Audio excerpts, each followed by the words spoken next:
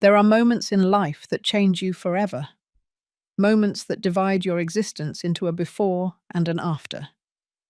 For me, that moment arrived in a cold hospital hallway, under flickering fluorescent lights, as nurses rushed past without looking at me. That night at the hospital, I understood that the most painful words are not the ones that are shouted, they are the ones whispered coldly in front of strangers who look away uncomfortably, pretending not to have heard anything.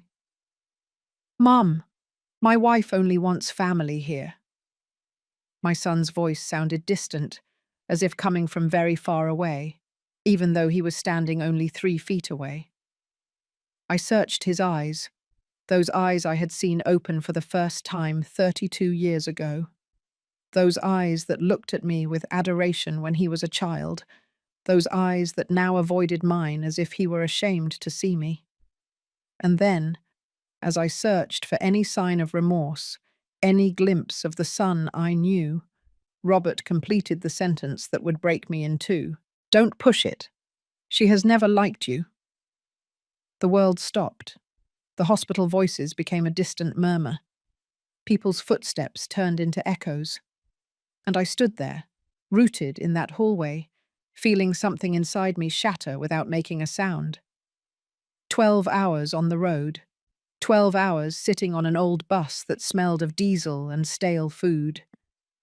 12 hours looking out the foggy window, watching towns, mountains, endless highways pass by, all while imagining that moment, the moment I would meet my grandson. I had planned every detail in my mind throughout the trip. I imagined what it would be like to hold him for the first time, how his little head would smell, how his soft skin would feel against my cheek. I imagined Robert's eyes shining with excitement as he introduced me to his son. I imagined Valerie, tired but happy, letting me help her. I imagined so many things, but I never imagined this. I never imagined my own son would look at me as if I were an intruder, as if I were a problem to solve, as if my presence, after 12 hours of travel, after a lifetime of sacrifices, were a nuisance. The first cry of my grandson that I heard came from behind a closed door, a small, fragile, beautiful cry, and I was on the other side, like a stranger who is not allowed to enter. I thought of all the times Robert cried as a baby, how I rocked him for hours in the middle of the night, walking barefoot across the cold house, singing him made-up songs, promising him everything would be all right. How his father slept soundly while I held our son against my chest, feeling his cries turn into sighs, and his sighs into sleep. I thought of the nights of fever, the runs to the emergency room, the fears that only a mother knows. And now that same son, that man I had held when the world scared him, was telling me I was not welcome at the most important moment of his life. My name is Joan Baker. I am 61 years old. I was born in San Antonio, Texas, in a house with a big backyard and oak trees. I grew up helping my mother in the kitchen, learning to make biscuits from scratch, listening to her advice about life and love. I married young at the age of 22 to a good, hard-working man, a man of few words, but a strong heart. We had Robert when I was 25, and from that day on, my entire life revolved around that boy. When my husband died, Robert was 15. A sudden heart attack on a random Tuesday. He left without saying goodbye, like someone quietly closing a door. And there we were, Robert and I, trying to figure out how to move forward without him. I sold the business. I worked wherever I could. I cleaned dental offices in the pre-dawn hours, my hands smelling of bleach and disinfectant. I worked reception in the afternoons. I would come home with swollen feet and an aching back, but always with a smile for my son, because he was my reason for being, my motivation, my everything. And now, that everything was looking at me with eyes I did not recognize, I remained silent in that hallway. Not because I lacked words. I had thousands. I wanted to yell at him that I had traveled 12 hours. I wanted to remind him of everything I had done for him. I wanted to ask him when he had become this man who treated me like a bother. But I didn't say anything, because my mother taught me that there are moments when silence carries more dignity than any words. I nodded slowly. I swallowed hard. I felt the tears burn behind my eyes, but I didn't let them out. I wasn't going to give anyone that satisfaction. I picked up my worn leather purse, that dark brown purse my mother gave me when I turned 30, so you can carry it during all the important moments of your life, she told me. And I certainly had. That purse was with me when Robert was born, when he graduated from college, when he moved to New York City, and now it was with me during this humiliation. I turned on my heel. I didn't say goodbye. I didn't say congratulations. I didn't say anything. I just walked, one foot in front of the other, down that endless hallway of St. Anne's Hospital. The fluorescent lights flickered over my head. The smell of disinfectant made me dizzy. I heard distant voices, laughter from other families celebrating births, babies crying, announcements over the loudspeaker. I walked past other grandmothers holding their newborns. I saw them smile, cry with happiness, take pictures. I saw them being part of something beautiful, and I just kept walking. I left the hospital at 9 o'clock at night. The cold air of February in New York City hit my face. I stood there on the sidewalk, watching the cabs pass, watching people go in and out of the hospital, watching life follow its normal course while mine was falling apart. I didn't know where to go. My return bus wasn't until the following afternoon.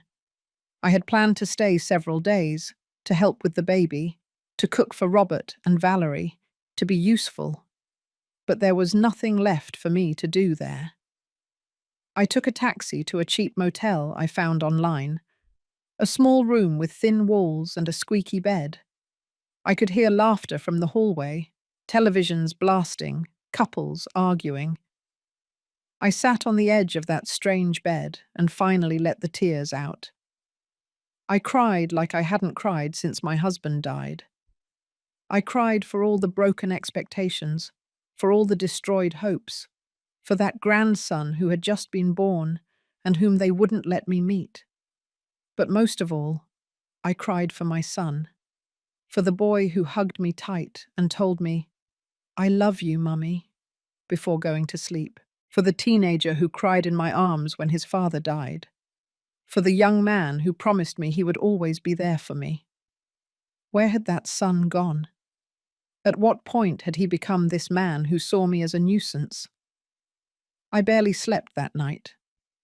I stayed awake, staring at the stained ceiling of that cheap motel, listening to the sounds of the city that never sleeps, thinking about everything that had gone wrong.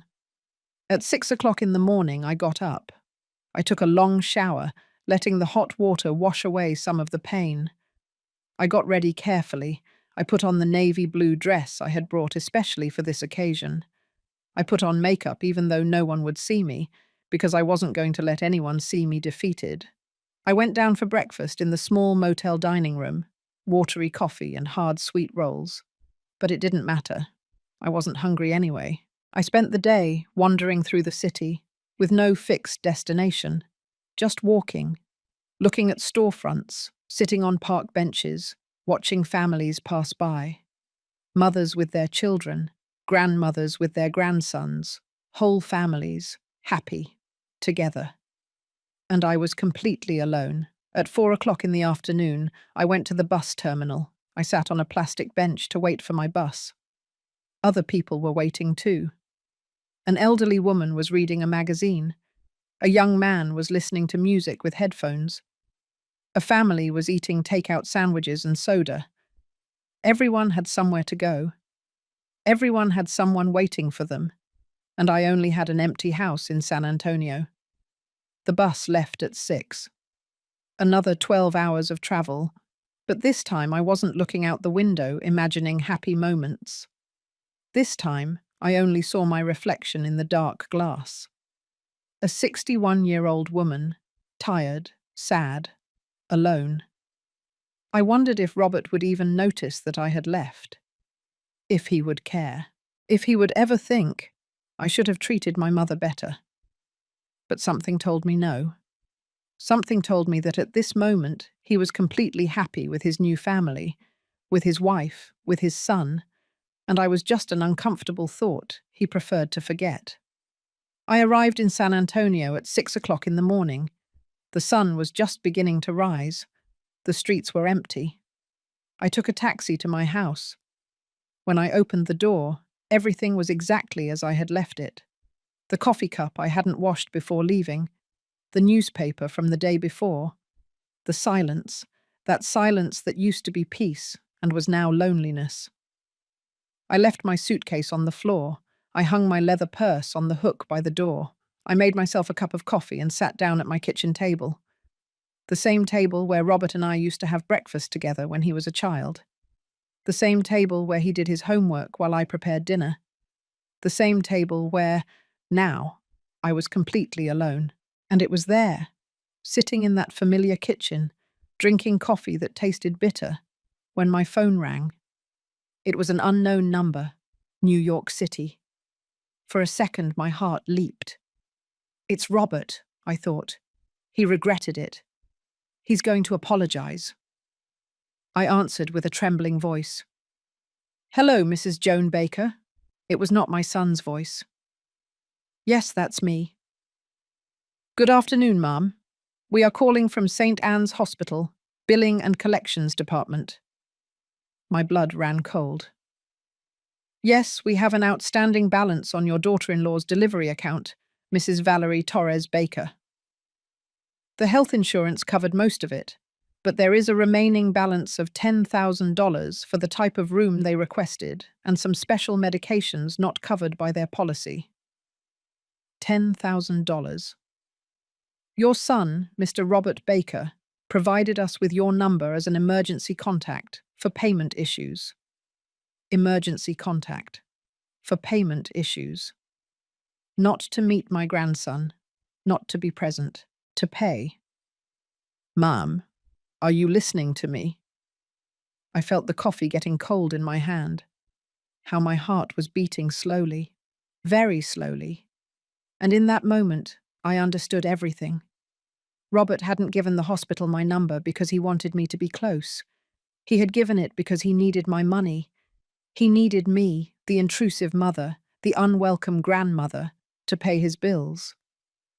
Mrs. Baker, can you make the deposit this week? Otherwise, we will have to submit the account to legal action, which may affect your son's credit history. I took a deep breath, a very deep breath. I thought of all the times I had paid for things for Robert. College, books, the deposit on his first apartment, clothes for his job interviews, everything, always and at everything. And I never asked for anything in return. Just love, just respect, just a place in his life. But he hadn't even given me that. Ma'am? My voice came out calm, calmer than I expected. I don't have family there. There was silence on the other end. I'm sorry, I don't have family in New York City. There must be a mistake. I don't have a son named Robert Baker. But, Ma'am, our records clearly state that you are the patient's mother and that there is a mistake in your records. Good day. And I hung up. I placed the phone on the table with trembling hands. My heart was beating so fast I could hear it in my ears. Tears were burning, but this time I didn't let them out, because something inside me had changed. Something that had been bending for months, for years perhaps, had finally broken. But it didn't break toward pain, it broke toward clarity. I got up from the table. I put my cup in the sink. I walked toward my living room and sat on my favorite armchair, the one my husband gave me 20 years ago, the one that had witnessed so many nights of reading, knitting, and waiting for Robert to call. I stayed there, looking out the window toward my small yard, The trees moved in the wind. The birds were singing. Life was going on. And for the first time in a long time, I felt something like peace. It wasn't happiness, it wasn't joy, but it was peace. The peace of knowing I had set a boundary. The peace of knowing my dignity was worth more than the love of someone who didn't know how to value me. The peace of knowing that for the first time in my life, I had chosen myself. Sometimes we trust too much in those we shouldn't. Have you also been disappointed by someone you loved? Tell me your story in the comments. I want to read them. There are memories we keep like perfect photographs. Moments frozen in time where everything was simple, where love didn't hurt, where being a mother was the most natural and beautiful thing in the world. Robert was born early one July morning, 32 years ago. It was hurricane season, and that night the sky opened up as if trying to wash the whole world. The streets of San Antonio turned into rivers. The thunder rumbled so loudly it shook the windows. I was in bed, clutching my stomach, feeling the contractions go through me like waves, more and more frequently. My husband Richard ran from one side of the room to the other, nervous, looking for the car keys, the hospital bag, trying to stay calm even though his hands were shaking. "It's okay, Richard. Relax," I told him between breaths. "We have time." But we didn't have much time. The contractions became more intense, more frequent. My body knew it was time, even though my mind wasn't ready to face the unknown yet. Richard helped me down the stairs. The rain drenched us in the seconds it took to reach the car. He drove like I had never seen him drive. Fast, but careful, with his hands tight on the steering wheel. The wipers struggled against the downpour. "Hold on, honey, we're almost there." I was in the back, breathing as they had taught me in prenatal classes, counting the seconds between each contraction, watching the city pass by, blurred by the rain through the window. And I thought, in a few hours I'm going to meet my son. We arrived at the County General Hospital at 3 o'clock in the morning. The nurses greeted me with professionalism, but also with warmth. They put me in a gown. They connected me to monitors. They checked me. "You are very far along, Mom. This baby is in a hurry." Richard stayed with me the whole time. He held my hand. He wiped the sweat from my brow. He told me over and over, "You're doing great. You're amazing." And when it was finally time to push, when I felt my body tearing in two, when the pain was so intense I thought I wouldn't survive, I heard the cry, my son's cry. "It's a boy," the doctor announced. "A beautiful, healthy boy." They placed him on my chest. He was wet, wrinkled, perfect. His eyes were closed and his fists were clenched. And when I felt his skin against mine, when I heard his small, rapid breathing, I knew my life had changed forever. "Hello, my love," I whispered. "I'm your mummy." Richard was crying next to me. He hugged both of us. And in that moment, in that hospital room at 5 o'clock in the morning, with the rain still hitting the windows, we were the happiest family in the world. We named him Robert, after my grandfather, a man who worked on a farm, a man with calloused hands and a huge heart, a man who fixed everything with patience and never raised his voice, who looked you in the eye when you spoke and made you feel like you were the most important person in the world. "May he be like him," I told Richard as I rocked our newborn son. "May he be good. May he be noble." "He will be," my husband promised me. "With a mother like you, how could he not be?" The first few years were like a dream, difficult, exhausting, but beautiful. Robert was a calm baby. He didn't cry much, he slept well. But when he was awake, he was pure curiosity. He touched everything, looked at everything, smiled easily. I remember the mornings in our little house. I would wake up with the sun coming through the window and Robert's cooing in his crib. I would pick him up, change him, breastfeed him while I watched San Antonio wake up outside the window. Richard left for work early. He had a hardware store downtown, a modest but stable business. He would leave at 6 o'clock in the morning and return at 7 o'clock at night. Tired, but always with a smile for his son. I stayed home with Robert. I didn't work outside the house back then. We were a traditional family. Richard provided, I cared for the home, and I didn't mind. I loved it. I loved watching my son grow up, watching him learn to sit, to crawl, to walk. I loved hearing him babble his first words. Mummy was the first. Of course it was the first, because I was the one who was always there. When Robert turned 2, he started helping me in the kitchen. Well, helping is a strong word. He mostly made a mess. He would stand on a stool next to the stove and stir whatever I was cooking. He would spill flour. He would smear dough on his face. He would laugh, and I would laugh with him. We would make pancakes together. I would teach him to mix the batter. His little hands would try to copy my movements. The pancakes would turn out crooked and fat, but we would cook them anyway and eat them together, laughing at how imperfect they were. When you're older, I would tell him, you're going to make the best pancakes in San Antonio.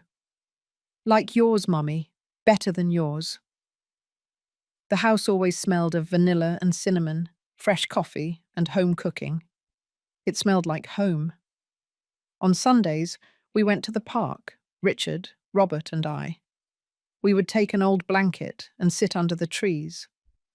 Robert would run through the grass, chase pigeons, and climb on the playground equipment. Richard and I would watch him from the blanket, holding hands, feeling like we had everything we needed. We are lucky, Richard would tell me. We are, I would reply. And we were.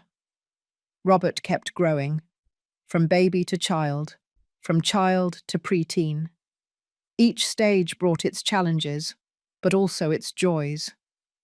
When he started elementary school, I was one of those mothers who never missed a meeting, who baked for the school fair, who helped with the costumes for the spring musical, who knew all the teachers by name. Robert was a good student, the best in the class, hard-working and responsible. We would do homework together at the kitchen table. I would explain math, even though sometimes I didn't fully understand it. He would read me his English compositions, stories about superheroes, about dinosaurs, about adventures in space. You're going to be a writer, I would tell him. No, Mommy, I'm going to be an engineer, like Uncle George. My brother was a civil engineer. Robert admired him. Every time my brother came to visit us, Robert would bombard him with questions. How do they build bridges? Why don't buildings fall down? How does this work? How does that work? And my brother, patient, would explain everything. This kid is going to go far, he would tell me, and I believed him. The years passed quickly, too quickly. One day Robert was 5 years old and fit in my arms, and suddenly he was 15 and taller than me. It was in those years that Richard got sick. No, he didn't get sick. He died. Just like that, without warning, without goodbyes. It was a Tuesday in October. I remember the day perfectly because it was a normal day, completely normal. We had breakfast together. Richard left for work as always. He gave me a kiss on the forehead. See you tonight, honey. But we didn't see each other that night. At 3 o'clock in the afternoon, I received a call. It was from the hardware store. Mrs. Baker, you need to come to the hospital. Richard, what happened? He had a heart attack. He's at County General Hospital. The world stopped. I rushed to the hospital. Robert came with me. I had gone to pick him up from school. He was 15 years old. He still didn't quite understand what was happening. A doctor came out to talk to us, a young man with tired eyes. "I am very sorry. We did everything we could." "What?" "Your husband passed away 20 minutes ago. The heart attack was massive. He didn't suffer." Robert grabbed my arm. "Mum?" I didn't know what to tell him. I didn't know how to tell him that his father was gone, that we would never see him again, that our family of 3 was now a family of 2. They let us see him. He was on a gurney. He looked asleep, peaceful, as if he might open his eyes at any moment and say, "What happened? Why are you crying?" But he didn't. Robert approached slowly. He touched his hand. "Dad?" Silence. And then my son, my Robert, that teenager who was almost a man but was still my boy, broke down. He cried like I hadn't seen him cry since he was a baby, a heart-wrenching sob, the cry of someone who has just lost their world. I hugged him. I held him. I cried with him. And in that moment, I knew everything had changed. The following days were a blur. The funeral. People coming to offer condolences. The decisions that had to be made. The money we didn't have. The business that had to be closed. Everything fell apart so quickly. I sold the hardware store. I had no choice. I didn't know how to manage it. And we needed the money to survive. With that money, we paid Richard's debts, the funeral, the overdue bills. And I saved what was left for Robert's education because my son was going to college. Even if I had to kill myself working, my son was going to have a career. I started working wherever I could. A dental clinic needed someone to clean the offices. They paid me little, but it was something. I started at 5 o'clock in the morning. I cleaned floors, bathrooms, windows. Everything smelled of bleach and disinfectant. My hands became rough. My back started to hurt. But I didn't care. At 2 o'clock in the afternoon, I would leave there and go straight to work at the reception desk of another clinic. I answered phones. I scheduled appointments. I smiled at the patients, even though I was dead tired. I left at 8 o'clock at night. I would arrive home, and Robert had already done his homework. He had already prepared some dinner. He was waiting for me. "How was your day, Mummy?" "Fine, son. And yours?" "Fine." We would eat dinner together. We talked about the day, his classes, his friends. And in those moments, sitting at our kitchen table, just the two of us, but together, I felt like we were going to be okay. That everything was going to be all right, because we had each other. Robert graduated from high school with good grades. He applied to several universities. He was accepted at the University of Texas to study civil engineering. "You did it, son," I told him with tears in my eyes the day the acceptance letter arrived. "We did it, Mummy. You did it." He hugged me tight. "I don't know what I would do without you. You'll never have to know. I'll always be here." And I meant it. The college years were difficult, but also beautiful. Robert was diligent. He studied late. I would see him at the kitchen table, surrounded by books and notes, with cold coffee next to him, completely focused. Sometimes I would stay awake until he finished. I would make him something to eat. We would sit together in silence, him exhausted, me tired, but together. "You know what I want to do when I graduate?" he asked me one night. "What?" "Build a bridge, a big one, that connects places, that brings people together." "You're going to do it, son. I know you are." He smiled. "And when I do it, it's going to be named after you. Joan Baker Bridge." I laughed. "Absolutely not. Name it after your father." His expression softened. "Or both of you. Richard and Joan Bridge. That sounds better." On Sundays, we kept going to the park. We no longer brought a blanket or went on the playground equipment, but we walked, we talked, we enjoyed the sun. We were a team, mother and son against the world, or so I thought. When Robert was in his final year of college, he started talking about leaving, about looking for work in another city, New York City specifically. There are more opportunities there, Mummy. But it's far away. Not too far. It's a few hours on a bus. Robert, you know I support you in everything, but I'm scared for you to leave. Why? Because you're all I have. He sat next to me. He took my hands. And you are all I have. But I have to do this, Mummy. I have to grow. I have to try. He was right. I knew it. But it hurt anyway. He graduated with honors. I was at the ceremony, in the front row, crying with pride, watching him walk up to the stage in his cap and gown, watching him receive his degree. I thought of Richard, how proud he would be too. I thought of all the sacrifices, all the early mornings cleaning floors, all the sleepless nights. And I thought, it was worth it. Everything was worth it. After the ceremony, Robert hugged me. Thank you, Mummy. None of this would have been possible without you. Always, son. I'll always be here for you. 2 months later, he found a job. A large construction company in New York City. Good salary, good benefits. You did it, I told him when he gave me the news. We did it. I helped him with everything. With the deposit for the apartment, with the basic furniture, with the clothes for work. I spent almost all my savings, but I didn't care. It was for my son. The day he left was one of the hardest days of my life. I walked him to the bus terminal. We carried his big suitcase and his backpack. We waited together in the waiting area. When his bus was announced, we hugged. Take care of yourself, son.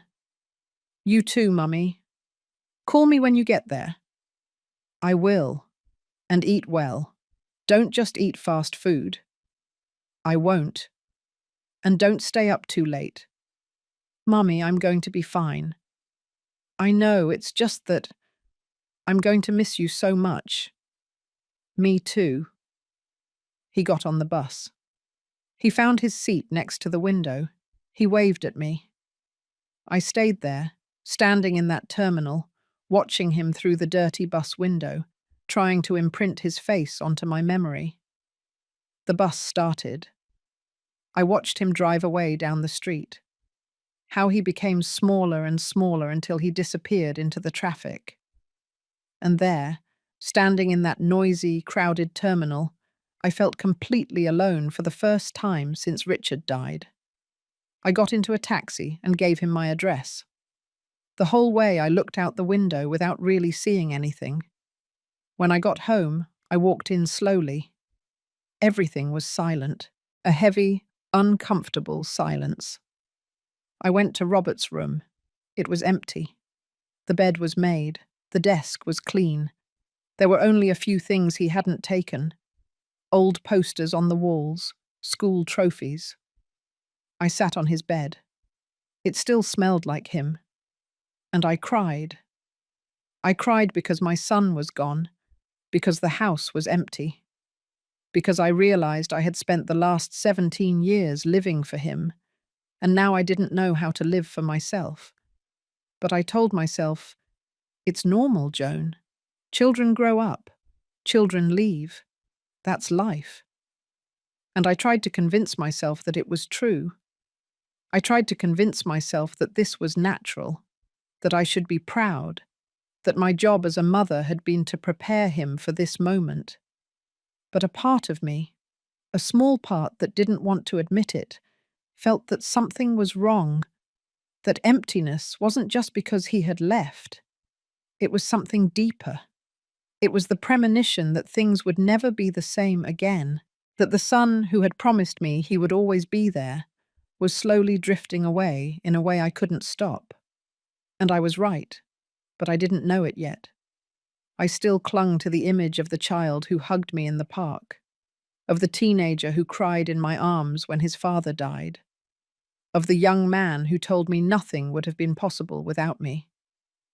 I didn't know that son was becoming a thing of the past, and that the man he was becoming was someone I wouldn't recognize. As I tell all this, I wonder where you might be listening to me. Write the name of your city in the comments. The first 3 months were perfect. Well, not perfect, but good enough to keep hope alive. Robert called me every day, every night to be exact.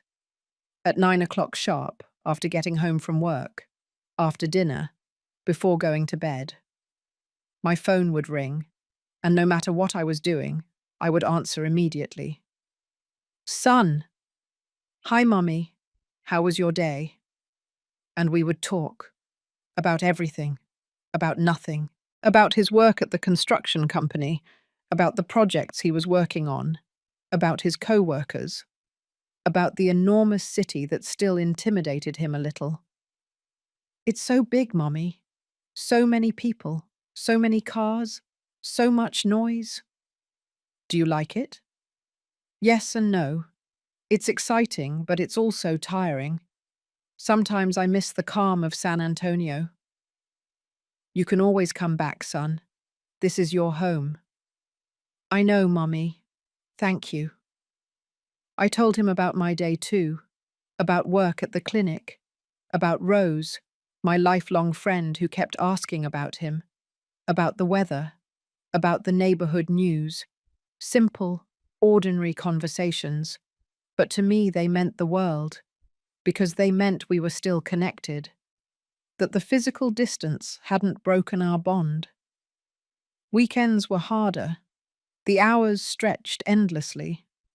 I would wake up on Saturday morning and the house was silent, a silence that Robert used to fill with his music, with his footsteps, with his voice.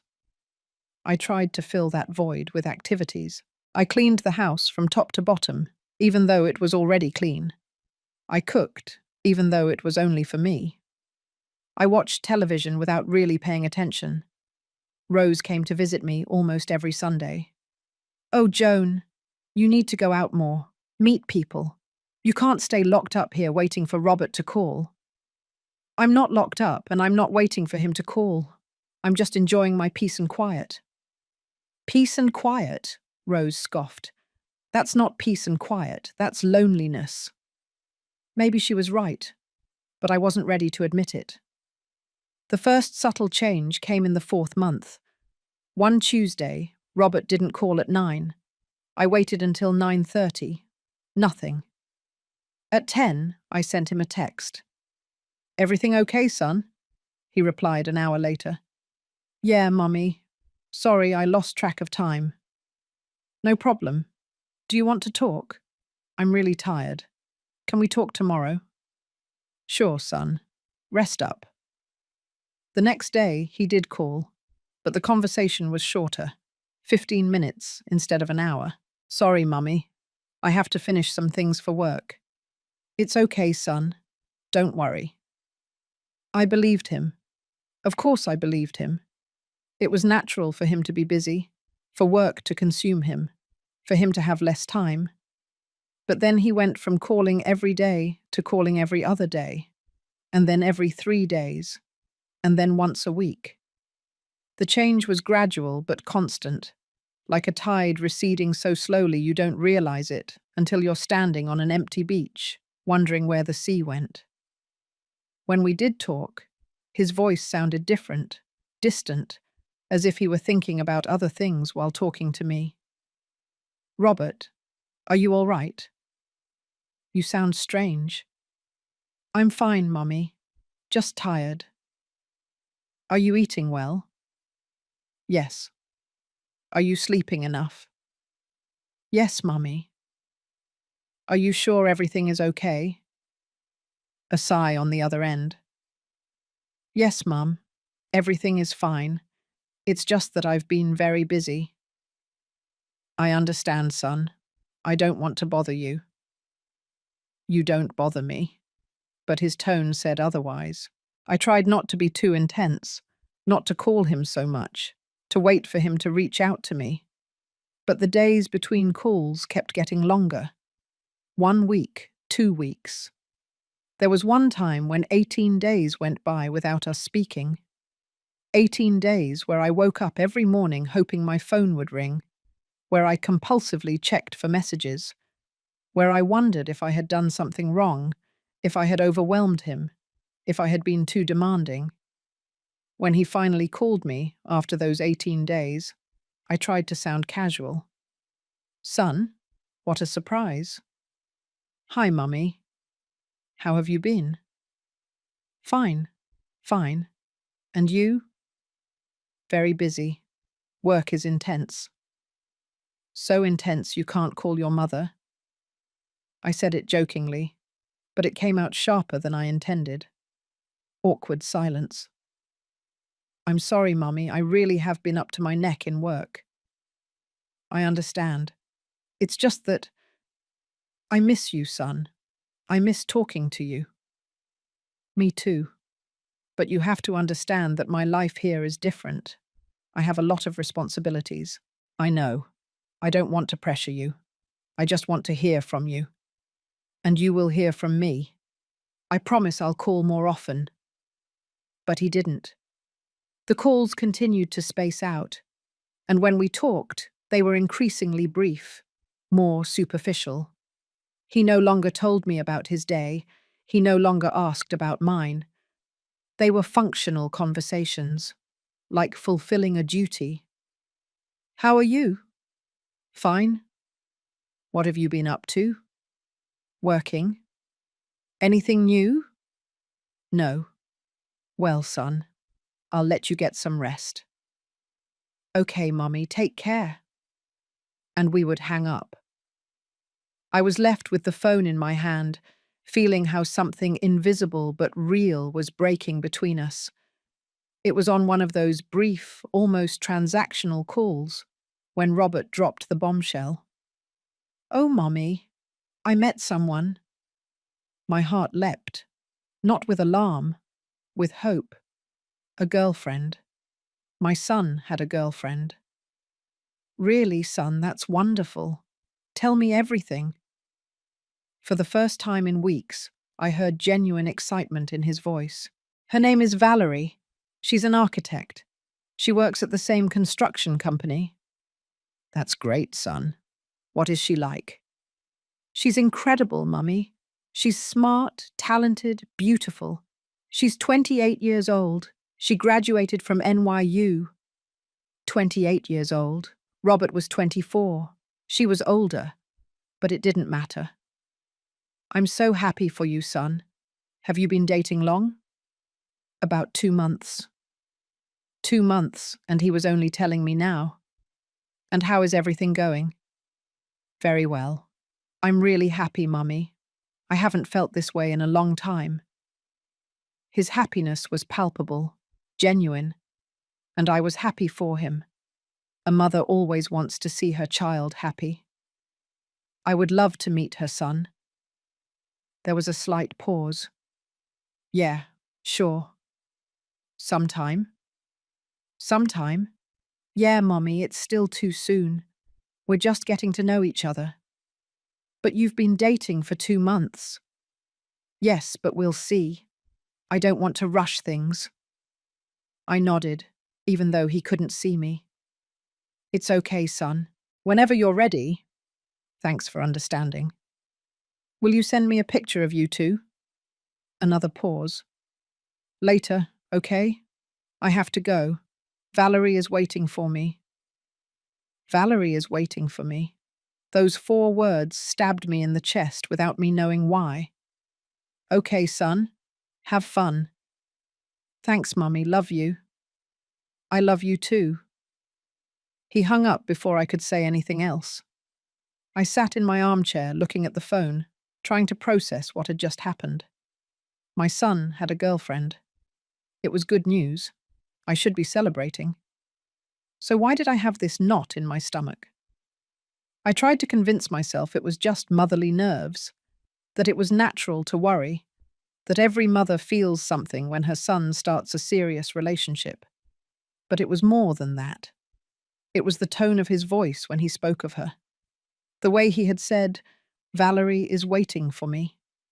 As if she were the most important thing now. As if I had been relegated to second place, or third place, or no place. The following weeks confirmed my suspicions. Robert barely called anymore, and when he did, all conversations revolved around Valerie. Valerie and I went to this restaurant. Valerie showed me this place. Valerie says that Valerie. I listened. I smiled. I asked the appropriate questions, but inside I felt myself disappearing from his life.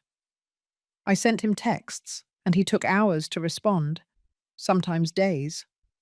"Sorry, Mummy. I've been with Valerie." I tried to get to know her through the little Robert shared. From what I understood, she came from a well-to-do family in New York City. Her father was also an architect. Her mother was a university professor. She had a younger sister who was studying medicine. A different family from ours. A family with money, with generations of university education, with connections. Not like us. A family from San Antonio. Middle class that became lower class when Richard died.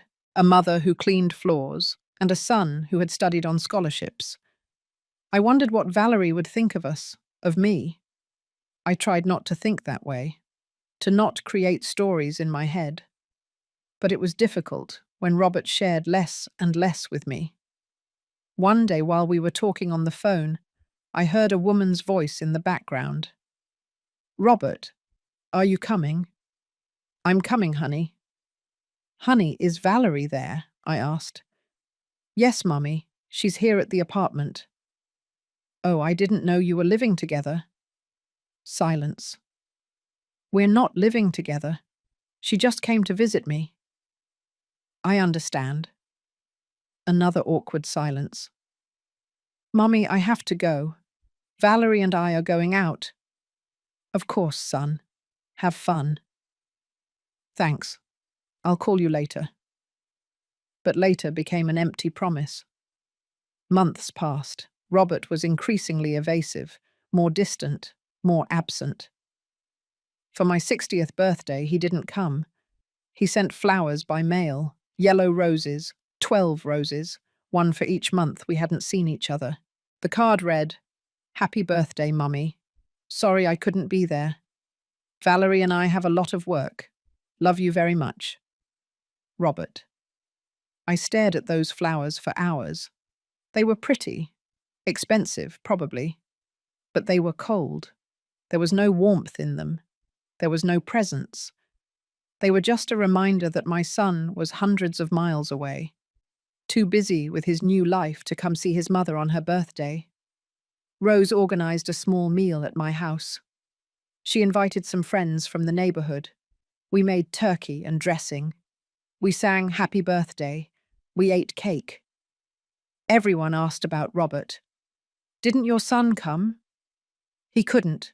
He's very busy with work." "Oh, what a shame. I bet he misses you a lot." I smiled. I bet.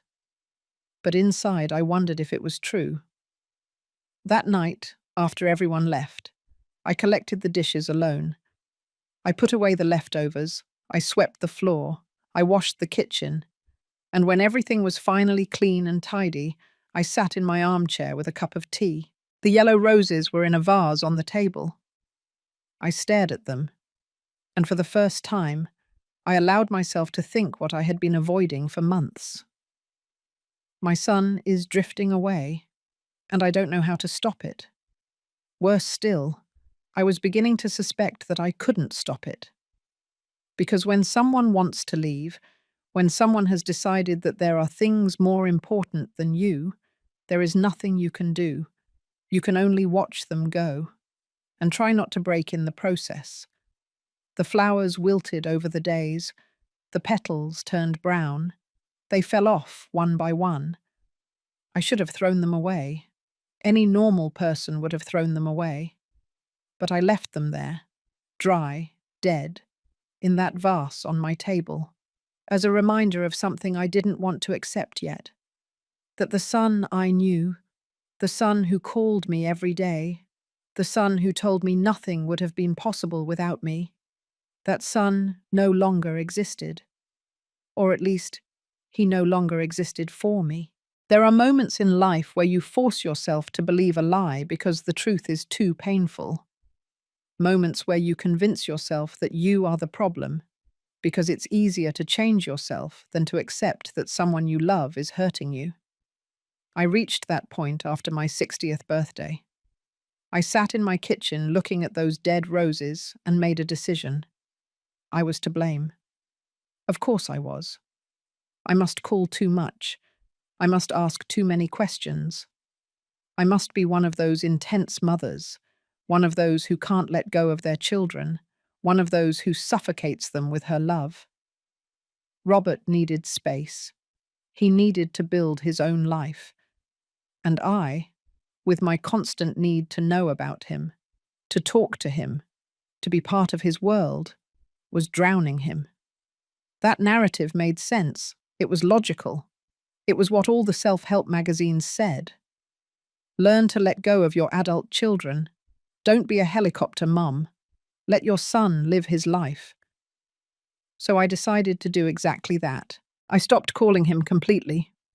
If he wanted to talk to me, he could call me. I wasn't going to pressure him anymore. A week went by without us speaking. I waited. I compulsively checked my phone, but I didn't dial his number. Give him space, I repeated to myself. He's busy. He'll call you when he can. 2 weeks passed. 3. A month. Some days it was hard to breathe. I woke up in the mornings with a weight on my chest, wondering if Robert would call that day. I went to work. I came home. I looked at my phone. Nothing. Rose noticed.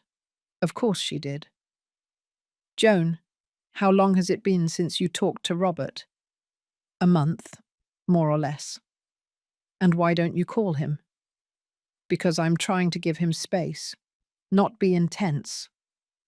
Rose looked at me with those eyes I had known for 40 years, those eyes that saw through all my defenses. Or are you punishing yourself for needing your son? Her words hit me. I'm not punishing myself. I'm just respecting his space.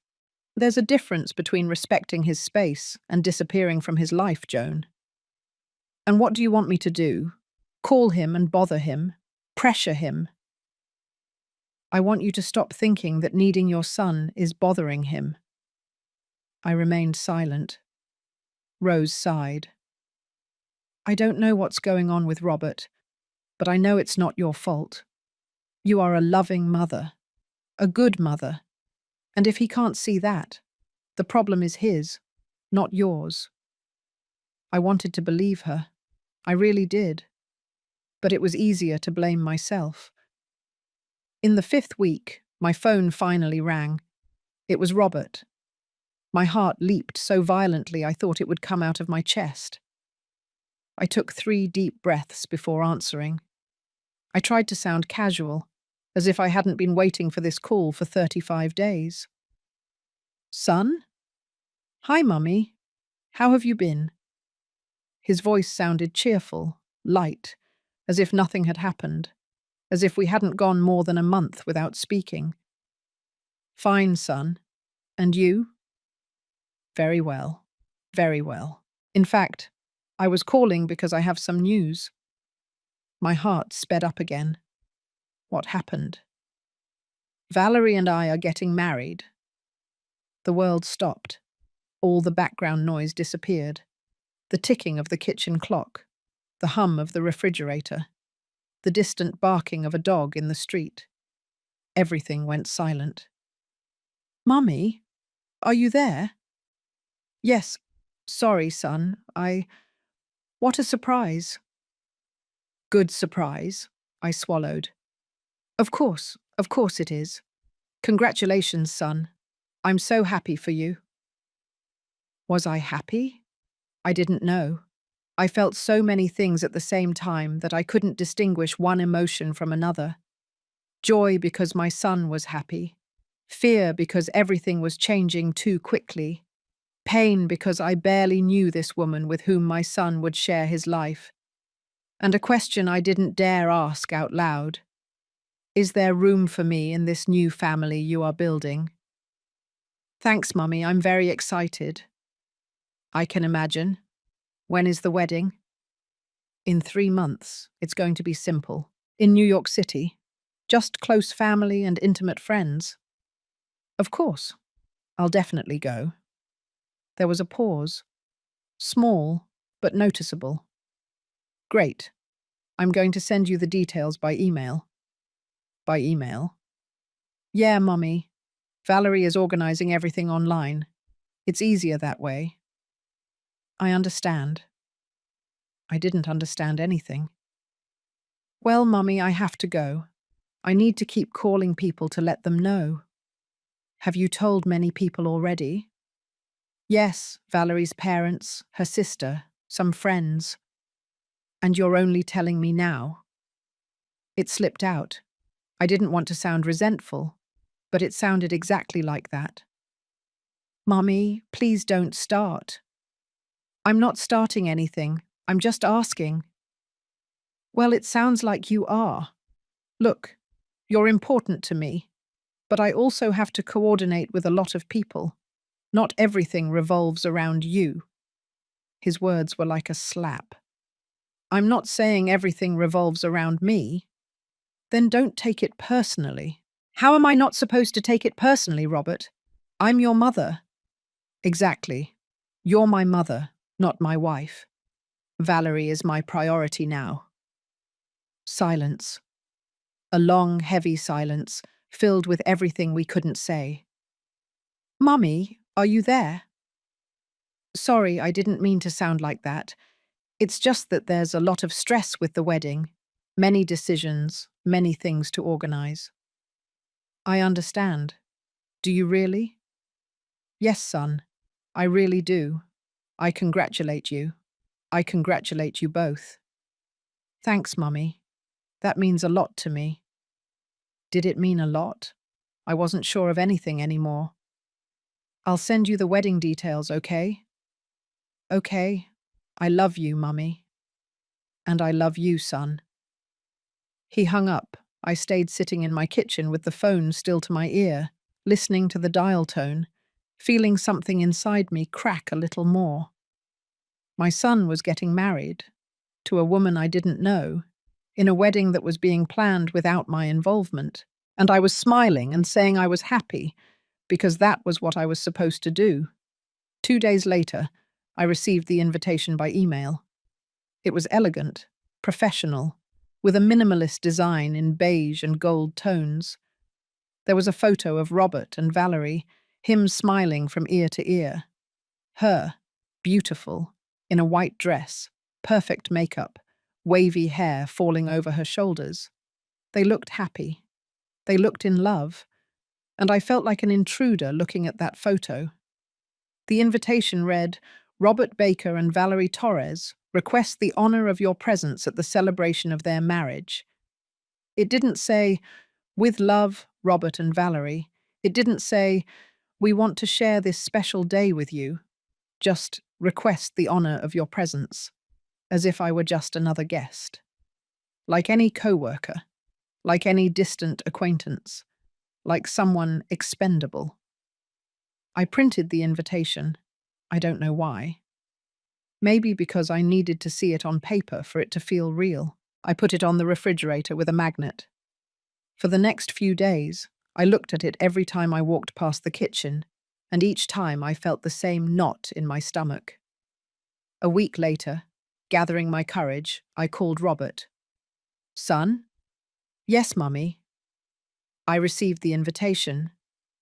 Oh, that's good. What did you think of it? Very nice. Hey, son, I wanted to ask you something. Tell me.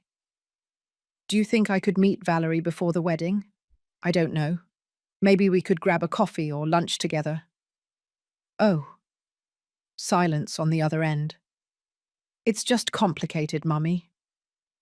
Complicated? Yes. Valerie and I are organizing everything. We're running around, tasting cakes, looking at flowers, talking to the photographer. It's chaos. I understand, but I thought that's exactly why I could help. I'm your mother. I would love to be involved. Yes, but Valerie has very clear ideas about how she wants everything to be, and her mom is helping her with the planning. You know how brides are. They want everything to be perfect. Valerie's mom is helping her, but I'm not. I understand. There will be time after the wedding for you to get to know each other better, right? When things calm down, I guess. Perfect. So I'll see you at the wedding. Robert. Yes? Can I at least talk to her on the phone? Introduce myself? Congratulate her? Another awkward pause. Let me ask her, okay? She's really stressed too.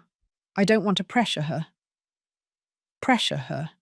As if I were a burden, a problem, something that caused stress. It's okay, son. I don't want to cause problems. You're not causing problems, Mummy. It's just that, you know. No, I didn't know. I have to go. I need to get back to the preparations. Sure. Take care. You too. I hung up and stared at the phone. I realized I was trembling, not from cold, from anger, from frustration, from pain, but more than anything, from powerlessness. Because it didn't matter what I said, it didn't matter what I did. I had been relegated to a supporting role in my son's life, and he didn't even see it. Or worse, he saw it and didn't care. Days turned into weeks. Weeks turned into months. During that time, Robert called me 3 times, brief conversations, always in a hurry, always with an excuse to hang up quickly. I swallowed my questions, my desire to know more, my need to be involved, because I didn't want to be the intense mother, the problematic mother. I wanted to be understanding, patient, respectful, even if it was killing me inside. Rose invited me out, to the movies, for walks, to lunch, trying to get me out of the house, out of the spiral of thoughts I was sinking into. Joan, you can't keep living like this. Like what? Like that. Waiting, swallowing everything, pretending you're fine when clearly you're not. I am fine. No, you're not. And it's okay not to be. What's not okay is that you keep pretending.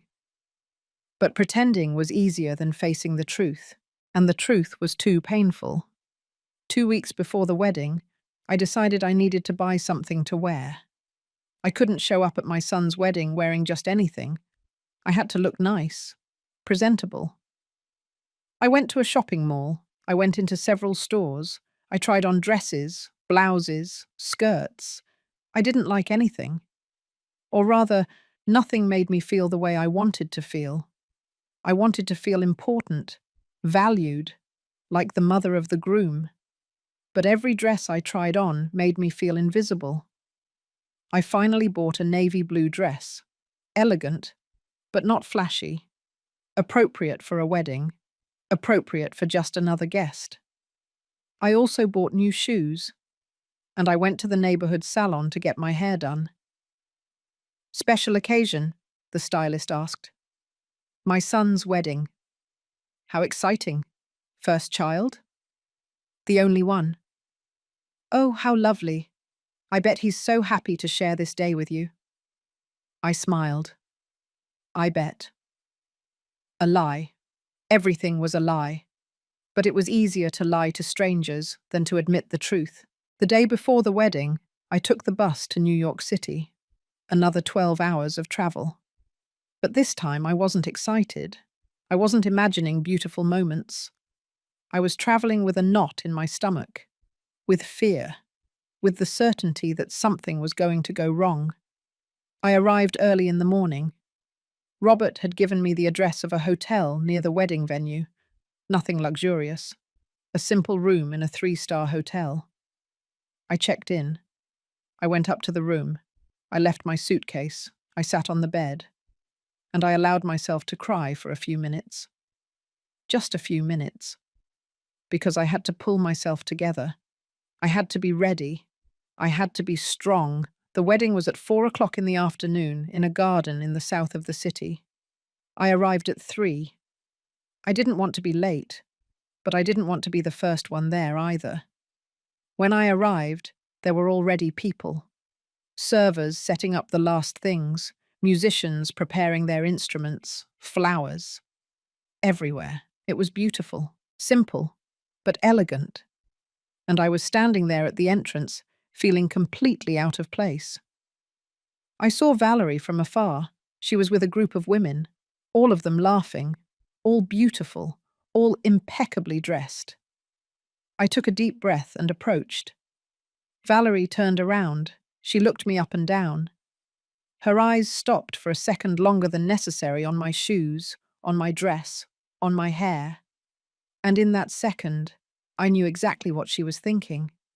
This woman doesn't fit here. But she smiled. A perfect, practiced smile.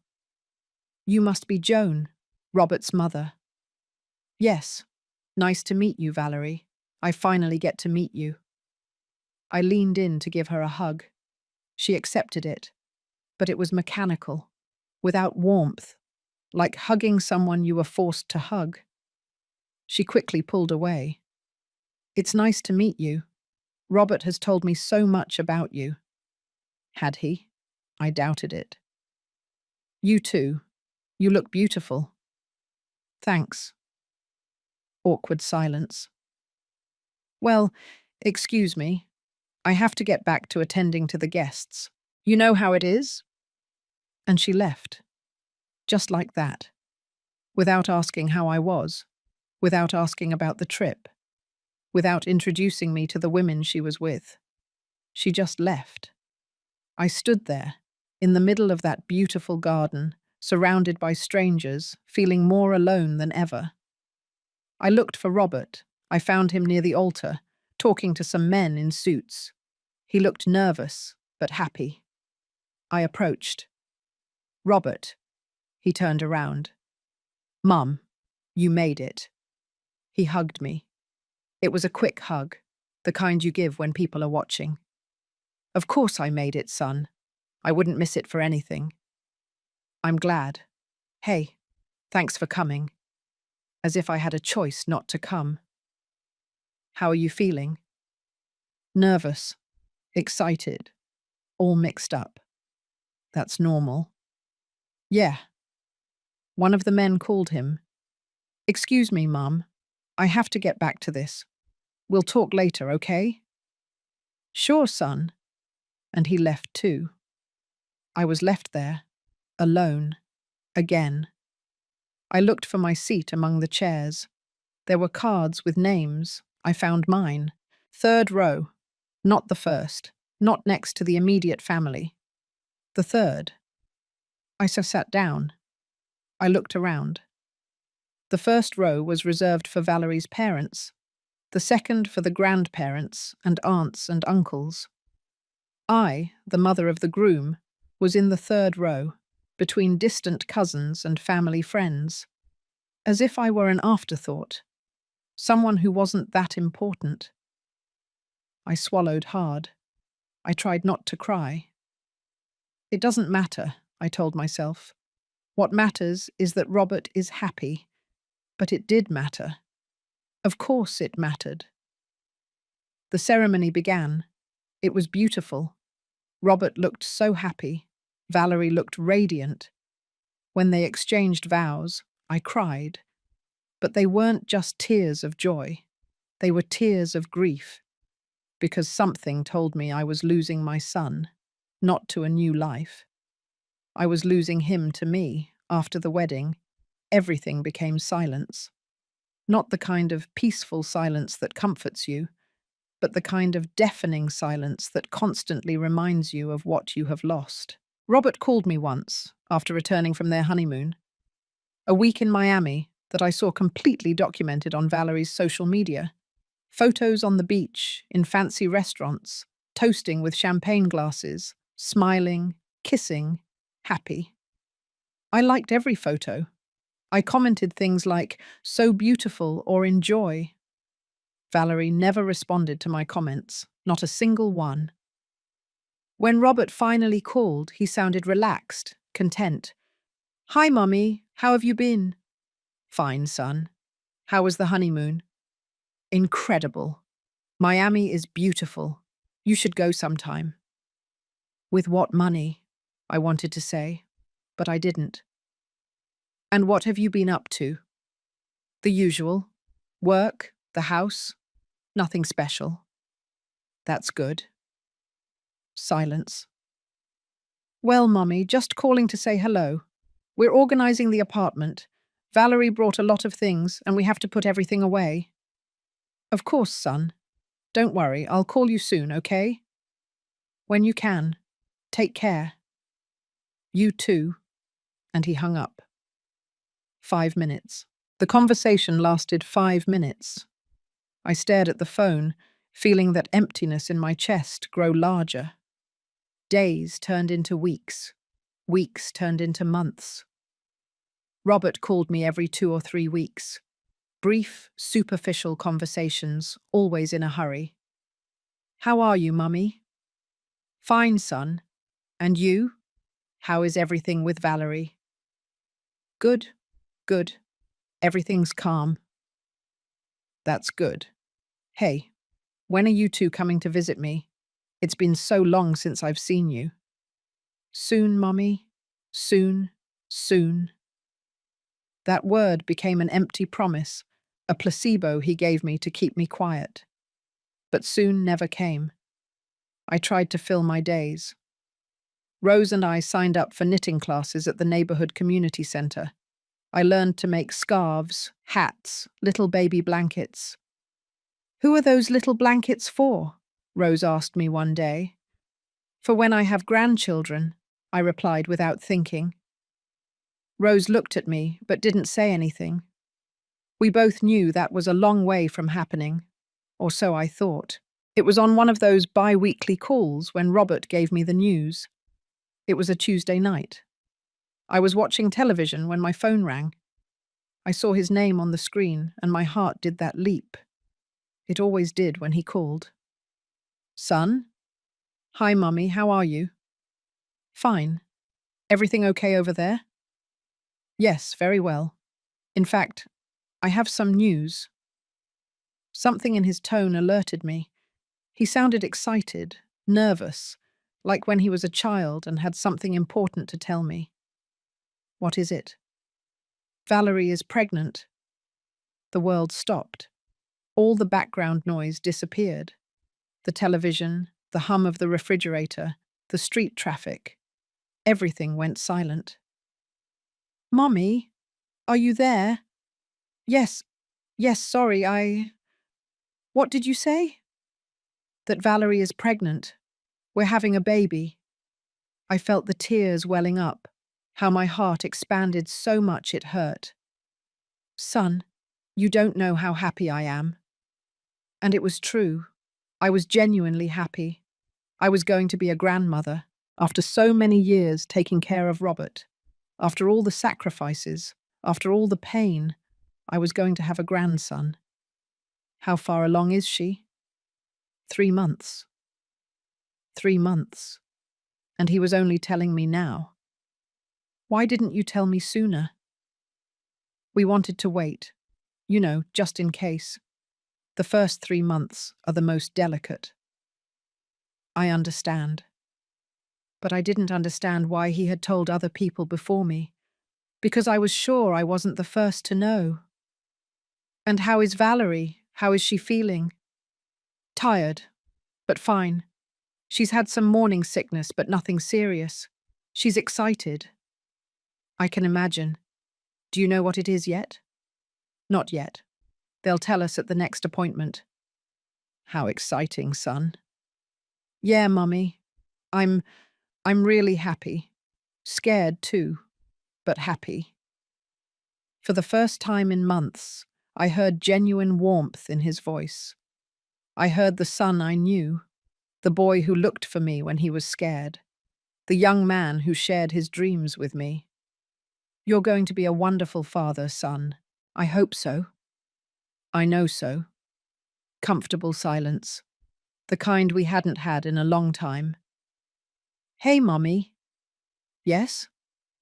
"Thank you for everything, for always being there." I felt the tears finally overflowing. "Always, son. I'll always be here for you." "I know." We talked a little more. He told me about the plans they had, about the baby's room they would start preparing, about the names they were considering. When we hung up, I stayed sitting in my armchair crying. But this time they were tears of happiness, of hope. Thinking that maybe, just maybe, things were changing, that with the arrival of this baby, Robert would let me be part of his life again, that I could be the grandmother I had always dreamed of being. How naive I was. The following days were the happiest I'd had in months. I told Rose, my co-workers, the ladies in the knitting group, "I'm going to be a grandmother." Everyone congratulated me. They hugged me. They shared my joy. I started knitting, a blue blanket in case it was a boy, a pink one in case it was a girl. Then I decided to make a yellow one to be sure. Every stitch was a prayer, a thought of love for that baby I hadn't met yet, but already loved with all my heart. I called Robert a few days later. "Son, I'm knitting a blanket for the baby." "That's sweet, Mummy, thank you." "Can I make anything else? Hats? Booties?" "Sure, Mummy, whatever you want." "And Valerie? Can I talk to her? Congratulate her? Ask her what she needs?" There was a pause. "She's resting right now, but I'll tell her to call you." "Do you promise?" "I promise." But Valerie never called. I sent her a message on Facebook. "Valerie, congratulations on the pregnancy. I'm so excited to be a grandmother. If you need anything, anything at all, I'm here." A big hug. She read it. I saw the 2 blue check marks. But she didn't reply. I sent her another message a week later. "Hi, Valerie. How are you feeling? I hope you're well. Sending you a hug." She read it. She didn't reply. I tried not to take it personally. I told myself she was busy, that the pregnancy had her tired, that she probably didn't even realize she wasn't responding to me. But something inside me knew that wasn't it. I called Robert again. "Son, I sent Valerie some messages, but she hasn't replied. Is she all right?" "Yes, Mommy, she's fine. She's just very tired. You know how pregnancy is." "Can you ask her to call me? Even for 5 minutes. I'd like to talk to her." Another awkward silence.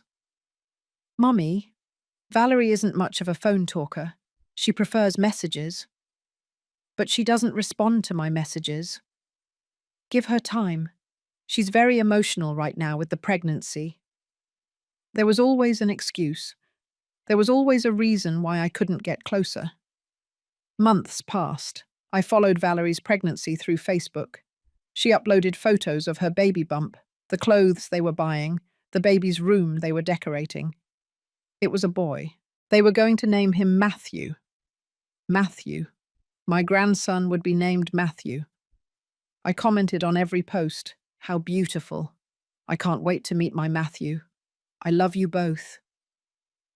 Valerie never replied. Not once. But she did reply to other people's comments, her friends, her families. She just ignored mine. I tried not to give it too much importance. I told myself it was my imagination, that I was being paranoid. But it was difficult to ignore the obvious. I sent a package by mail. The blanket I had knitted. A teddy bear. A card. The card read, "For my future grandson. I can't wait to meet you. I already love you more than words can express. Your grandmother, Joan. 2 weeks passed before I received a message from Robert. Mummy, your package arrived. Thanks. The blanket is pretty. That was all. Not a photo of Valerie holding the blanket. Not a thank you message from her. Nothing. Just, the blanket is pretty. As if it were any object, not something I had made with my own hands, with love, with hope. I called Robert. Son, did Valerie like the blanket? Yes, Mummy, I already sent you a message. I know, but I thought maybe she would call me to thank me.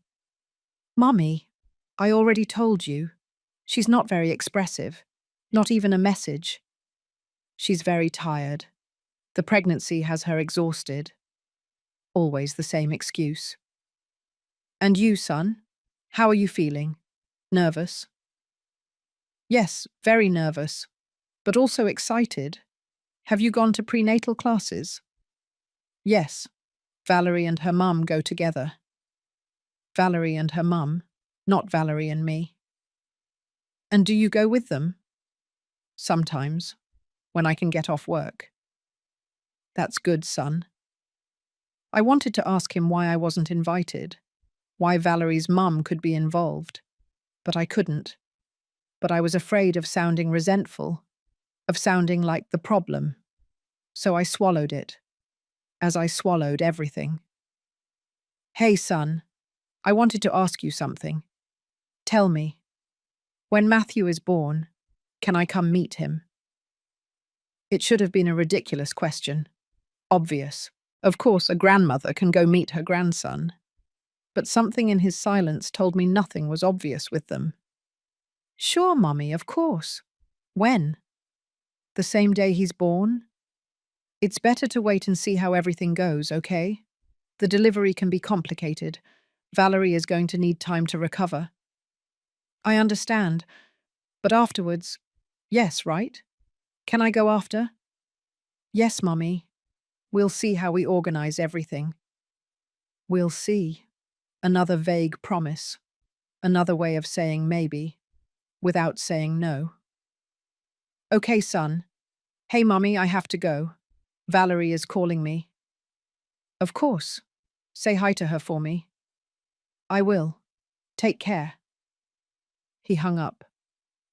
I stayed sitting in my kitchen, looking at the photos I had stuck on the refrigerator. Old photos of Robert, the day he was born, his first day of school, his graduation. And I thought about how that baby in my arms had become a man who kept me at a distance. How that relationship that had been my reason for living for 32 years was falling apart without me being able to do anything to stop it. Rose came to visit me that afternoon. How are things with Robert? Fine. Valerie is pregnant. That's wonderful. When is he due? In 3 months. Have you planned when you're going to go? I remained silent. Joan, were you invited? Robert says yes, after the delivery. After? Not the same day? He says Valerie is going to need time. Rose looked at me with those eyes that saw everything. Joan, what's really going on? And it was then, sitting in my kitchen with my best friend, that I finally said it out loud. I think Valerie doesn't want me around. Why do you think that? Because she ignores my messages. Because she doesn't thank me for the things I send her. Because Robert always has an excuse for me not to talk to her. Because Valerie's mom is involved in everything. But I'm not. The tears started to fall. Because I feel like they are pushing me away from my own grandson before he's even born. Rose hugged me. Oh, Joan, I don't know what to do, Rose. I've tried everything. I've been patient. I've given them space. I've tried not to pressure them, but nothing works. Have you talked about this with Robert? I can't. If I do, I'll sound like the problematic mother-in-law, the intense grandmother, and then they really will push me away completely. But you can't stay quiet forever. And what do you want me to do? Demand? Complain? I've already lost my son. I can't risk losing my grandson too. Rose sighed. You haven't lost your son. But we both knew I had. Or at least, I had lost the son I knew. That son who called me every day, who included me in his life, who made me feel important. That son no longer existed, and the man he had become saw me as an obligation, as something he had to manage, as a problem to solve. 2 weeks before Matthew was born, I worked up the courage and called Robert. Son, I need to talk to you. Tell me, Mummy. I want to be there when Matthew is born. Silence. Mummy, we already talked about this. No, we didn't talk. You told me we'd see. But I need to know. I need to plan. I need to buy my ticket. It's just that I don't know if it's a good idea, Mummy. I felt the floor opening beneath my feet. What? Valerie is very nervous, very anxious. The doctors say she needs to be calm. And I won't let her be calm? It's not that. It's just that having a lot of people around stresses her out. A lot of people? I'm your mother. I'm the grandmother. I know, Mummy, but I heard voices in the background. Valerie saying something I couldn't quite hear. Mummy, let's talk later, okay? No, Robert. Please, just tell me the truth. Does Valerie not want me to go? Silence. Long. Too long. She thinks that it would be better to wait a few days, to give us time to settle in, to adjust. And what do you think? I think I have to support my wife. She's the one who's giving birth. She's the one who's going to be vulnerable. I'm not going to harm her, Robert.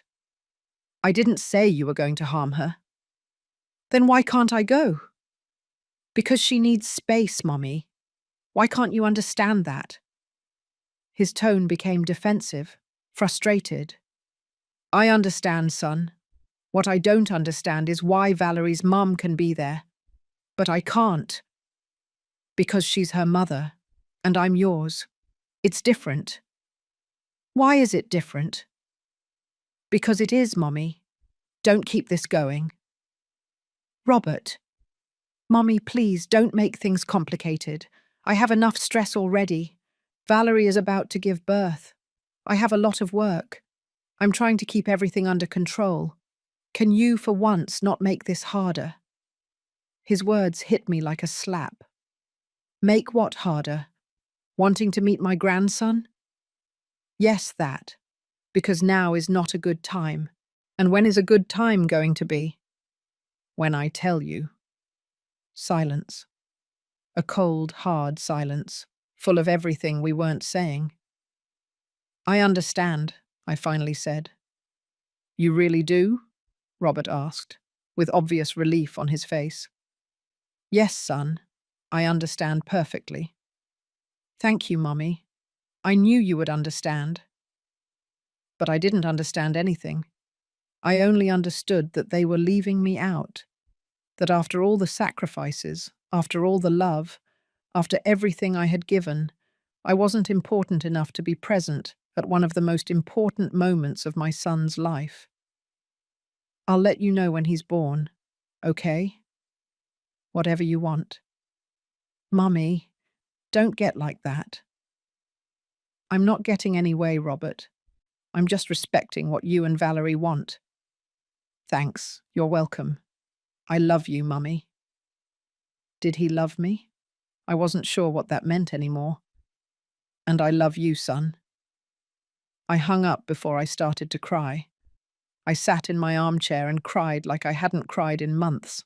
I cried for that grandson who was about to be born and whom I might not meet for weeks or months or ever. I cried for that son who had chosen to shut me out. I cried for that relationship that was dying without me being able to save it. And I cried for myself, for the woman who had given everything and now had nothing. The day my grandson was born was one of the strangest days of my life. A mix of absolute joy and deep pain that I didn't know could coexist in the same moment. I didn't receive a single call, not a single message, no notification. I found out on Facebook. It was a Thursday afternoon. I was at work cleaning the last office of the day when my phone vibrated. A Facebook notification. Normally I ignored them until I got home, but something made me check. It was a post from Valerie. The photo showed a newborn baby wrapped in a blue hospital blanket. Small, perfect, with his eyes closed and his tiny fists clenched against his face, his skin still reddish, the white cap covering his head. The caption read, "The love of our lives has arrived. Welcome, Matthew Baker Torres. 6 pounds, 10 ounces, 20 inches long, mummy and baby healthy and happy." I froze in the middle of the office, still holding the mop, looking at that photo on my phone screen.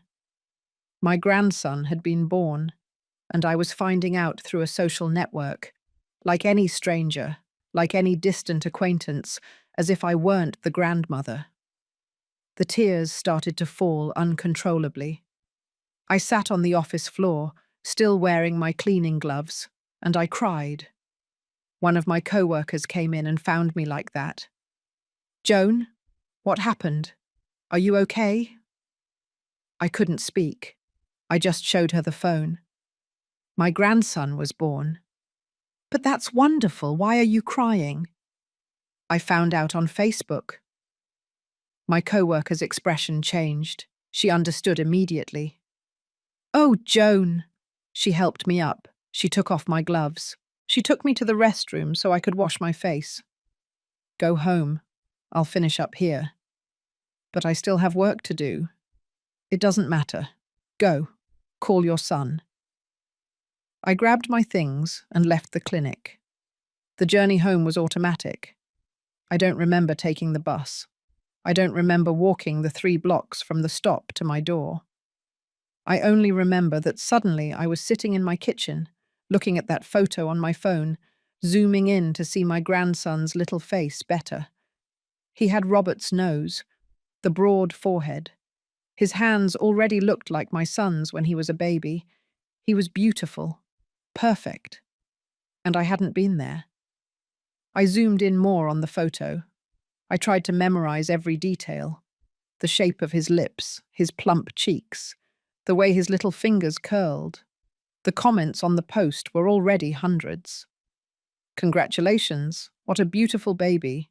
Welcome to the family, blessings. I can't wait to meet him." I hadn't commented. I didn't know what to say. I didn't know if I had the right to comment, as if I had found out naturally, when the reality was that I had been excluded from the most important moment. I scrolled down through the comments. I saw that Valerie's mother had written, "My beautiful grandson, you are the love of my life. Welcome, my angel." Her mum had obviously already met him. She had probably been at the hospital, in the delivery room, holding Valerie's hand, being the first to hold Matthew. All the things I had dreamed of doing. I kept scrolling. Friends of Robert and Valerie congratulating them, co-workers, cousins, aunts and uncles, everyone knowing, everyone celebrating. And I, the paternal grandmother, finding out through social media. I waited an hour, 2, 3. I checked my phone every 2 minutes, hoping Robert would call me, send me a message, tell me Mummy Matthew was born. But my phone remained silent. At 8 o'clock at night, when I couldn't take it anymore, I dialed myself. It rang 6 times before he answered. "Mummy?" His voice sounded tired but happy. "Son, I saw the photo. Congratulations." A brief silence. "Oh yeah, thanks. How are you all? How is Valerie?" "Good. Tired, but good. It was a long delivery, but everything went perfectly." "I'm so glad, son. Matthew is beautiful." "Thanks, Mummy." More awkward silence. He didn't ask if I had seen the post. He didn't apologize for not calling me. He didn't mention anything about the fact that I, his mother, had found out about the birth of my grandson through social media. Nothing. Robert. Yes? Why didn't you call me? I heard him take a deep breath. Sorry, Mommy, it was just very fast. Valerie went into labor at 5 o'clock in the morning. We rushed to the hospital. He was born at 2 o'clock in the afternoon. And afterwards we were busy with the doctors, with the paperwork, with getting Valerie settled in the room. But you had time to post on Facebook. Valerie did that. Valerie had time to post, but you didn't have time to call your mother. My voice came out sharper than I intended. Mommy, please don't start. I'm not starting anything. I'm just trying to understand why I found out about the birth of my grandson through a Facebook post. I already told you. Everything was very fast. So fast that in 12 hours you couldn't send me a message, a 2-word text. Matthew was born. I was tired, Mummy, but not too tired to let all of Facebook know. Why are you making such a drama out of this? His words hit me. A drama? Robert, I'm your mother. I'm Matthew's grandmother. I'm not a Facebook follower. I'm not a distant acquaintance. I deserve more than finding out through a social network. You're right. I'm sorry, okay? I'm sorry, I should have called you, but it's done. You found out. Matthew is fine. We are all fine. His apology sounded automatic. Empty. Can I go meet him? The words came out desperate, needy. Mummy, we already talked about this. No, Robert. We didn't talk. You told me to wait. But he's already born. There's no reason to wait anymore. Valerie just gave birth. She needs to rest. I won't bother her. I just want to see my grandson. 5 minutes, that's all. It's not a good time. When is a good time going to be? I don't know, Mummy. Give me a few days. A few days? Robert, he's my grandson. And he's my son. And I need you to respect what I'm asking you. His tone became firm, final. And what I need doesn't matter. Of course it matters. But you can't come right now. Why not? Because Valerie doesn't want visitors. There it was. He had finally said it. Not even from her mother-in-law? She only wants close family. I am close family. Her family. Her parents. Her sister. And I'm not family? Mummy, stop it. I'm not going to argue this with you. Give me time and I'll let you know when you can come. Tears were burning me, but I didn't let them out. I wasn't going to cry on the phone. Okay, Robert. Thanks for understanding. But I didn't understand anything. Take care. You too, Mummy. He hung up. I stayed sitting in my kitchen, with the phone still in my hand, feeling how everything was collapsing. For the next 2 weeks, I followed my grandson's life through Facebook. Valerie posted photos every day. Matthew sleeping, Matthew yawning, Matthew with his little hands gripping someone's finger, Matthew in his crib, Matthew being nursed. Artsy photos, of course. And in several photos, she appeared, the other grandmother, Valerie's mum. In one photo, she was holding Matthew, looking at him with adoration, smiling from ear to ear. The caption read, "With the most loving grandma in the world. Thanks, Mum, for being here from day one. I couldn't do this without you." I stared at that photo for hours, the other grandmother holding my grandson, being a part of his life, being recognized, being loved, and me here, hundreds of miles away, watching everything through a screen, invisible, irrelevant, forgotten. I commented on some posts at first. My beautiful Matthew. I love you, my grandson. Blessings to you all. Valerie never replied to my comments, but she replied to others. After a few days, I stopped commenting. Why bother? It was obvious that my presence, even virtual, was not welcome. Rose came to visit me almost every day. She would find me sitting in my kitchen, looking at my phone, watching photos of a baby they wouldn't let me meet.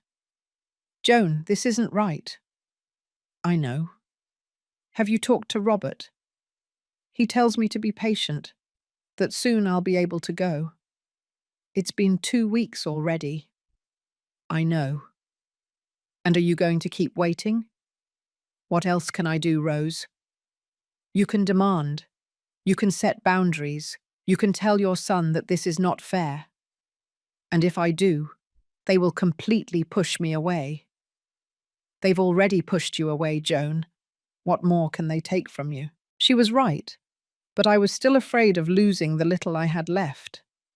In the 3rd week, I decided to try one more time. I sent Robert a message. Son, it's been 3 weeks. Please let me come meet Matthew. I promise I won't bother. I just want to see him. Hold him once, that's all. It took him 4 hours to reply. Let me talk to Valerie. 2 days later. Mummy, you can come this weekend, but only for 1 day. Valerie is still recovering and doesn't want long visits. 1 day. Only 1 day to meet my grandson. But it was better than nothing. Thank you, son. I'll be there. I bought the bus ticket immediately. For Friday night. I would arrive early Saturday. I packed a small suitcase, even though I would only be staying 1 day. I packed the clothes I had bought for the occasion. Dress pants, a nice blouse, comfortable but presentable shoes. I wanted to look nice. I wanted Valerie to see that I wasn't a mess, that I was a dignified, presentable woman who deserved respect. I also packed gifts. An outfit for Matthew. A light blue one with embroidered bears. A new blanket I had knitted. This one with his name embroidered. Matthew. And I put the old photo of Robert in my leather purse. The one of him when he was 5 years old and hugging me in the park. I didn't know why I was taking it. I just knew I needed to have something of that son who used to want me close. On Friday night, I took the bus. Another 12 hours of travel. But this time I wasn't excited. I wasn't imagining beautiful moments.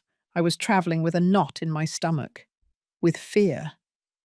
12 hours looking out the dark window, imagining what that moment would be like, holding my grandson for the first time, seeing his little face, smelling his head, feeling his weight in my arms. I had dreamed of that moment for 9 months, and it was finally about to happen. I arrived in New York City on Saturday at 8 o'clock in the morning. I went straight to a public restroom to freshen up. I changed my clothes. I combed my hair. I put on perfume. I put on makeup, even though my hands were shaking. Robert had told me to meet them at St. Anne's Hospital. Valerie had a checkup appointment with the pediatrician at 9. I took a taxi. The traffic was terrible, but I finally arrived at 9:15. I looked for them in the waiting room, and there they were. Valerie sitting with Matthew in her arms, wrapped in a light blue blanket. Robert next to her, checking his phone. My heart beat so hard I thought it would come out of my chest. I walked toward them slowly, as if approaching something sacred. Son. Robert looked up. His expression was strange, a mix of surprise and something else I couldn't identify. Discomfort? Mum, you made it. He didn't get up to hug me. He just nodded. Yes, good morning. I approached Valerie. She quickly looked me up and down. I saw her eyes evaluate my clothes, my hair, my shoes, and I saw the judgment in her gaze, but she smiled, a smile that didn't reach her eyes. Joan, it's good you came. Thanks for letting me come. The words sounded more submissive than I would have liked. I looked down, at the bundle in her arms. Matthew, my grandson. He's beautiful, I whispered. Thank you. Can I, can I hold him? Valerie squeezed Matthew against her chest. He's asleep right now. If I move him, he'll wake up and then he cries a lot. It's okay. I can wait. I sat in the chair next to them. The silence was awkward. Robert was still on his phone. Valerie was looking straight ahead. I was looking at Matthew, trying to see his little face between the blankets. How have you been feeling? I asked Valerie, trying to make conversation. Fine. Tired. But fine. That's normal. The first few days are the hardest. Uh-huh. More silence. And how is he eating? Fine. Is he sleeping? More or less. Her answers were clipped, monosyllabic, making it clear she had no interest in talking to me. 20 minutes passed that felt like hours. Finally, Matthew moved. He opened his eyes. He started making little noises. Now I can, I said with hope in my voice. Can I hold him? Valerie squeezed him tighter against her. He's hungry. I'm going to nurse him. She stood up and went to the restroom before I could say anything. I was left there, sitting next to Robert, feeling the humiliation burn me. Son. Yes, Mommy. Everything's fine. But he wouldn't look me in the eyes. Valerie took 30 minutes in the restroom. When she came out, her name was called for the consultation. She went in with Matthew. Robert got up to join her. I stayed outside, in the waiting room like a stranger. I waited 45 minutes. When they finally came out, Valerie was carrying Matthew and talking to the doctor about the next appointment. Robert was next to her, carrying the baby's bag. Neither of them looked at me. I caught up with them in the hallway. How did everything go? Fine. Matthew is perfect. Growing very well, Robert said.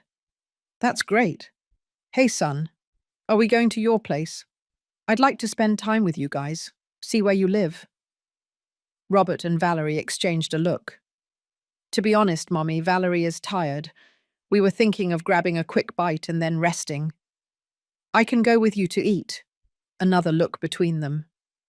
Also, my family is coming this afternoon, Valerie said, speaking directly to me for the first time. The house is going to be full. No problem. I can meet them. I don't think that's a good idea. It will be too many people. Too much noise. It won't be comfortable for you. Comfortable for me. As if she were thinking about my comfort and not the fact that they simply didn't want me there. I looked at Robert, waiting for him to say something, to defend me, to say, she's my mum, she can stay. But he didn't say anything. He just put his hand on my shoulder and said, Mummy, please, don't make things complicated. Don't make things complicated. Those words again. I felt something inside me break. It's okay, I said, with a voice I didn't recognize as my own. I understand. You really do? Robert asked, with obvious relief on his face. Yes, thank you, Mummy. I knew you would understand. We went to a coffee shop near the hospital. We ordered sandwiches that I barely touched. The conversation was forced, superficial. Valerie nursed Matthew at the table, using a blanket to cover herself. I tried not to look, to give her privacy, even though all I wanted was to see my grandson. After an hour, Robert looked at his watch. Mommy, it's getting late. We should take you to the terminal. I had travelled 12 hours. I had been with them for 2 hours, and they were sending me back. So soon? It's just that Valerie needs to rest before her family arrives. I nodded. We paid the bill. We left the coffee shop. Robert hailed a taxi, and it was there, in the back seat of that taxi on the way to the terminal, when I finally held my grandson for the first time. 5 minutes. Only 5 minutes. Valerie handed him to me with obvious reluctance, as if she were giving me something fragile that she feared I would break. I received him in my arms with trembling hands. He was so small, so perfect. He smelled like baby, like milk, like new life. His eyes were closed, his long lashes resting on his chubby cheeks, his mouth making sucking movements even while asleep. I touched his tiny hands. They were soft, warm. His fingers curled around my index finger instinctively. My grandson. My Matthew. Tears welled up, but I held them back. I wasn't going to cry. I wasn't going to give them the satisfaction of seeing me weak. I kissed his forehead gently. "Hello, my love," I whispered. "I'm your grandmother Joan. I'm sorry I wasn't here sooner, but I love you. I love you so much." The taxi arrived at the terminal too quickly. Valerie reached out her arms. "We're here." I looked at Matthew one last time. I tried to memorize everything: the shape of his nose, the color of his skin, the weight of his little body in my arms. And I gave him back. Robert got out with me. He took my suitcase out of the taxi. "Thanks for coming, Mummy." "Of course, son." He hugged me. It was a quick, uncomfortable hug. "Take care on the road. Yes, I'll call you soon when you can." He got back into the taxi. Before closing the door, he looked at me. "Mummy, really, thanks for understanding." I didn't answer. The taxi drove off. I watched it get further and further away until it disappeared into the traffic. I was left standing there at the entrance of the terminal, with my suitcase at my feet, feeling the world crumble around me. 12 hours there. 2 hours of visiting. 5 minutes with my grandson. 12 hours back. And a pain in my chest that was physical, real, as if someone had opened my chest and ripped out something vital. I went inside the terminal. I bought a bottle of water that I didn't drink.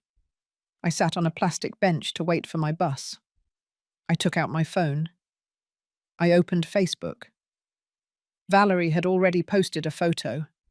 It was from breakfast at the coffee shop. Robert and her smiling. Matthew asleep between them. The caption read, "Perfect morning with my loves." I wasn't in the photo. It was as if I hadn't been there, as if my presence hadn't mattered, as if I didn't exist. And it was in that moment, sitting in that noisy, crowded terminal, when I finally understood it. They didn't want me in their lives. Valerie was never going to accept me. And Robert had chosen. He had chosen to shut me out. The bus arrived. I got on. I found my seat. I sat by the window. Throughout the entire return trip, I didn't cry. I didn't look out the window. I just took out that old photo of Robert, the one of him when he was 5 years old and hugging me in the park. I looked at it for hours, and I tried to remember when everything had changed, when that child who needed me had become a man who saw me as a problem, when his love had been replaced by obligation, when I had stopped mattering. I arrived in San Antonio at dawn. The sun was just beginning to rise. I took a taxi to my house. When I walked in, everything was exactly as I had left it. Silent, empty. I left my suitcase on the floor. I hung my leather purse on the door hook and sat down at my kitchen table. The same table where Robert and I had shared so many meals, so many conversations, so many moments. I made myself a coffee even though I wasn't hungry. I just needed to do something with my hands. And it was there, sitting in that familiar kitchen, drinking bitter coffee, when my life changed forever. My phone rang. Unknown number, New York City. For a second, my heart leaped. Maybe it's Robert. Maybe he regretted it. Maybe he's going to apologize. I answered. "Hello? Mrs. Joan Baker?" It wasn't my son's voice. It was a woman's voice. Professional. Cold. Yes, that's me. Good morning, Mom. I'm calling from St. Anne's Hospital, Billing and Collections Department. My blood ran cold. Yes, we have an outstanding balance on Mrs. Valerie Torres Baker's delivery account, your daughter-in-law. I closed my eyes. The health insurance covered most of the costs, but there is a remaining balance of $10,000 for the private room, special medications, and some additional procedures performed during the delivery. $10,000. Your son, Mr. Robert Baker, provided us with your number as an emergency contact for payment issues. Emergency contact. For payment issues. He hadn't called me in 3 weeks. He hadn't let me be present when my grandson was born. He had given me 2 hours to visit, 5 minutes holding Matthew, but he had given my number to the hospital so I could pay their debts. Mrs. Baker, are you listening to me? My heart was beating slowly, very slowly. I thought of everything. The years cleaning floors in the pre-dawn hours to pay for his college, the sleepless nights when he was sick, the business I sold so he could continue his studies. Every sacrifice, every tear, every moment I put his well-being before mine. I thought about how he had treated me, how he had pushed me away, how he had humiliated me over and over again. And I thought about this last humiliation, giving my number to the hospital, as if I were an ATM, as if my only value were financial. Mum, can you make the deposit this week? I took a deep breath, a very deep breath, and I felt something inside me finally break. Not toward pain, toward clarity, toward liberation. Ma'am, we need a response. If we can't resolve this soon, we will have to initiate legal action that could affect your son's credit history. My voice came out calm when I spoke. Calmer than I felt, but firm, clear, final. I don't have family there. There was silence on the other end of the line. I'm sorry, I don't have family in New York City. But ma'am, our records clearly state that you are the mother of the patient, Robert Baker, and that there is a mistake in your records. Ma'am, there can't be a mistake. Your son personally gave us your information as a contact. My son, I interrupted with a voice I didn't recognize as my own, is mistaken. I don't have a son named Robert Baker. I don't have family in New York City. I have no relationship with the account you are collecting. But ma'am, good day. And I hung up. I placed the phone on the table. My hands were shaking violently. My heart was beating so fast I could hear it in my ears. But for the first time in years, I felt something I had forgotten existed. I felt power. I felt control. I felt that I had recovered something of myself, because for the first time in my life, I had said no to my son. And the sky didn't fall. The world didn't end. I was still here, breathing, existing, choosing myself. 3 days passed before Robert reacted. 3 days of absolute silence during which my phone didn't ring once. I also didn't turn it on after that call from the hospital. I left it on the kitchen table, turned off, as a reminder of the decision I had made. Rose came to visit me on the second day. Did you talk to Robert? No. Is he going to call? Probably. When the hospital tells him I'm not going to pay. And what are you going to do when he calls? I don't know. But I did know. I just didn't want to say it out loud yet. On the third day, I turned on my phone. 27 missed calls. All from Robert. 15 text messages, escalating from urgency to desperation to rage. First message. Mum, I need to talk to you. It's urgent. Call me, please. Third message. Mum, the hospital says you're not going to pay. What's going on? Call me. 7th message. Mum, this is serious. I need you to call me now. 10th message. I can't believe you're doing this. Call me. Final message. Valerie was right about you. You were always like this. Selfish. Selfish. I read that word over and over again. The woman who had worked double shifts for years. The one who sold her dead husband's business to pay for college. The one who cleaned floors smelling of bleach so her son could have a better future. Selfish. There were also 2 voicemails. I listened to them. The first was pure urgency. Mum, please call me. The hospital is pressuring us. We need that money. I don't understand why you told them you don't have family here.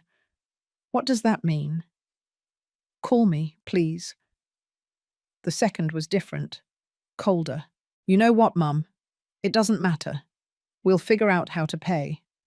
But I want you to know that this says a lot about you. After everything we've been through. After everything. I can't believe you're doing this to us when we need you most. Valerie was right. You've always been manipulative.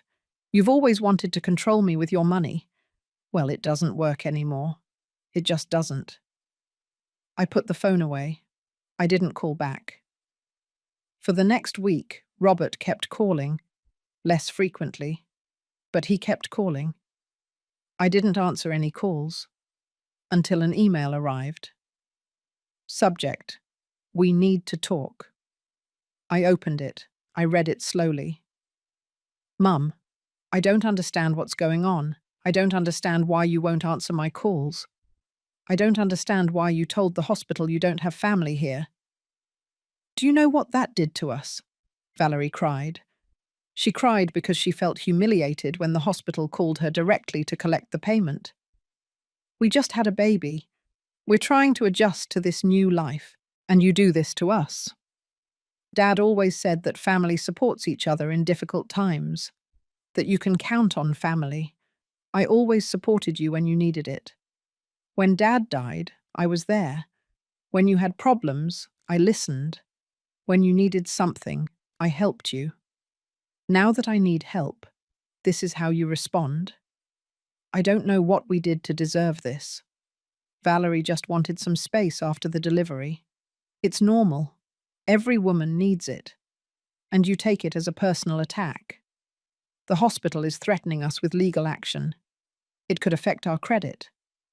All because you decided to play the victim and say you don't have family. I hope you reconsider. I hope you think about Matthew, your grandson. That this isn't about you or me. It's about him. If you don't want to support us, that's fine. But at least have the decency to tell me to my face instead of ignoring me. Robert. I read the email 3 times. Every word was designed to blame me, to make me feel selfish, bad, wrong, and it worked. For a few minutes, it worked. You're right, I thought. He's going through a difficult time. He just became a father. He needs help. Maybe I was too harsh, I thought. Maybe I exaggerated. I should call him, apologize, fix this, I thought. But then I reread one part. I always supported you when you needed it. When? When had he supported me? When his father died? I was the one who comforted him. I was the one who held this family together. I was the one who sold the business and worked until exhaustion so he could continue his studies. Where was his support in the last 2 years?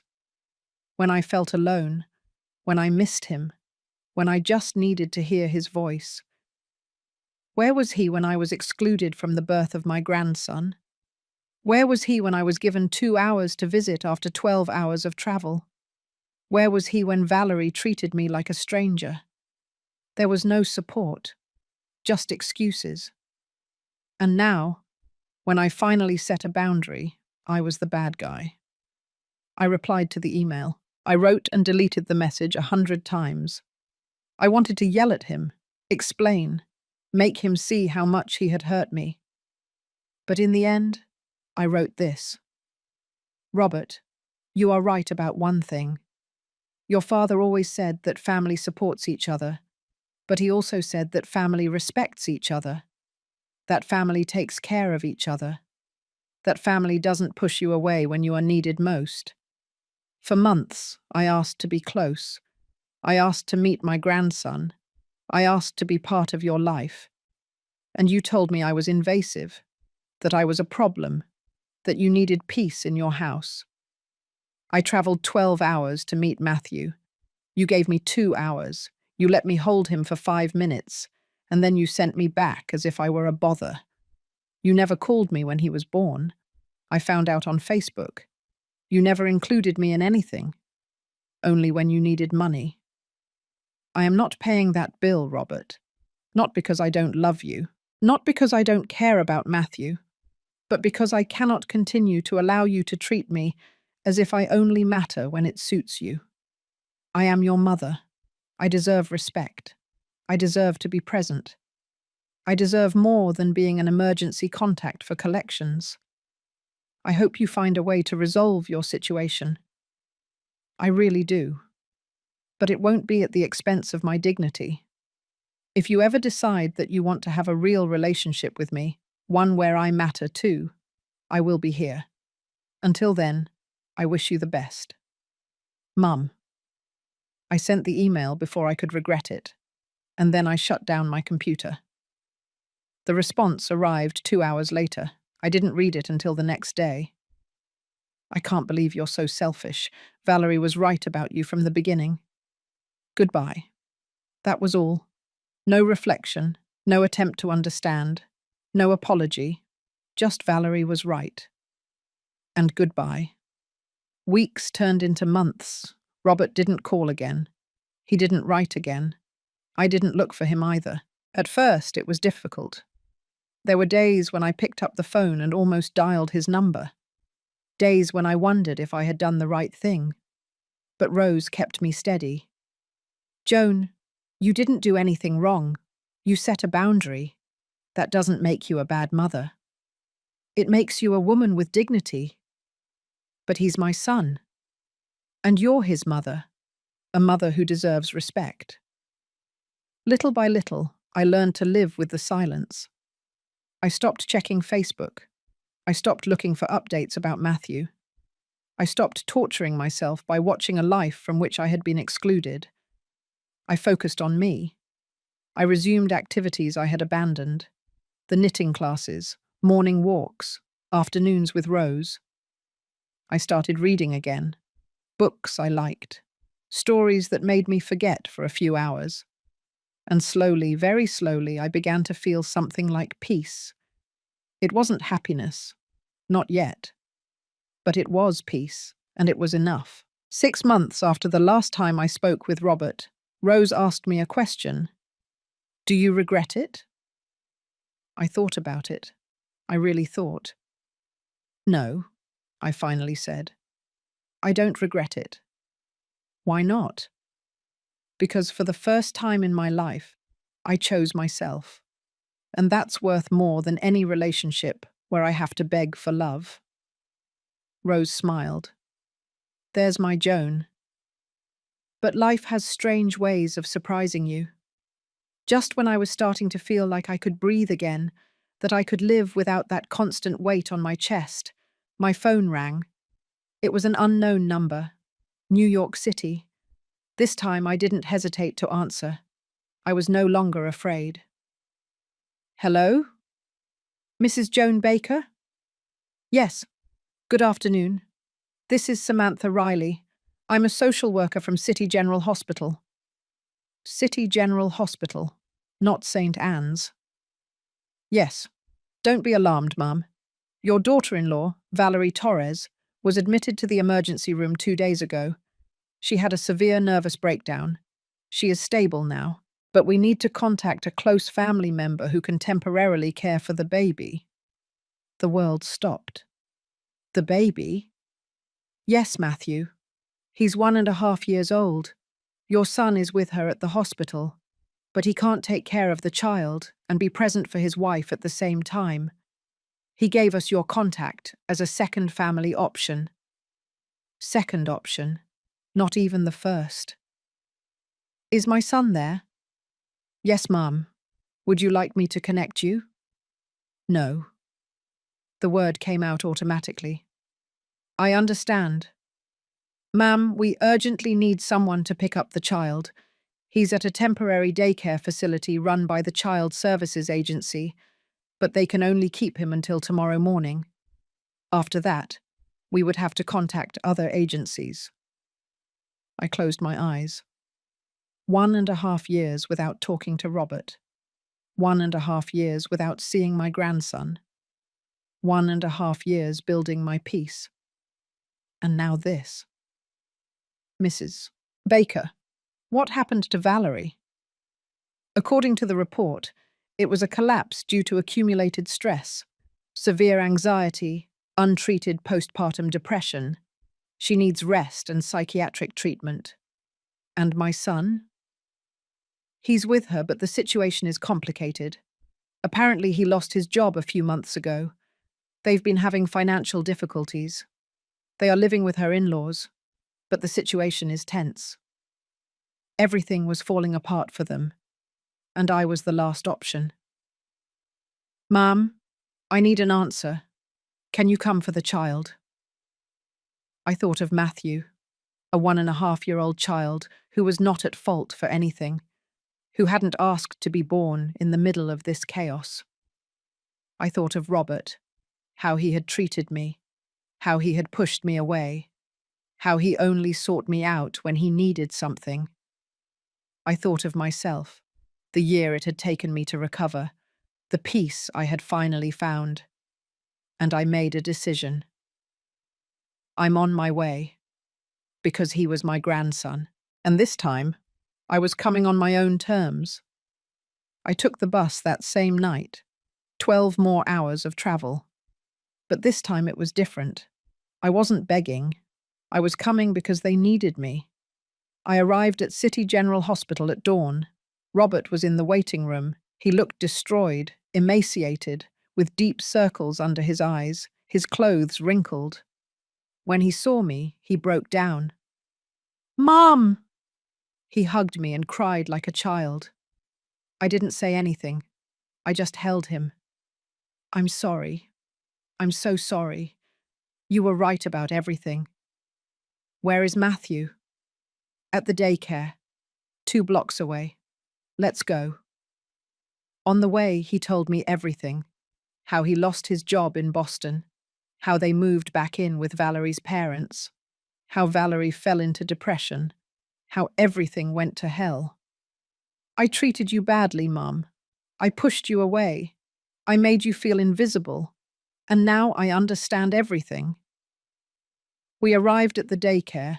Matthew was playing with a toy car. When he saw me, he looked at me curiously.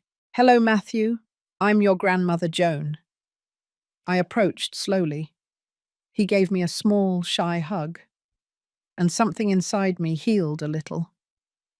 The following months, I took care of Matthew while Valerie recovered, and Robert worked at whatever he could find. I lived in their small apartment. I cooked. I cleaned. I raised my grandson. Valerie left the hospital 2 weeks later. When she saw me, she cried. Forgive me.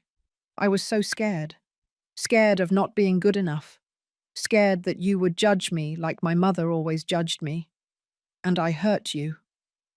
It's over now. It's not over. But I want to fix it. If you give me a chance. I gave her a chance. It wasn't easy.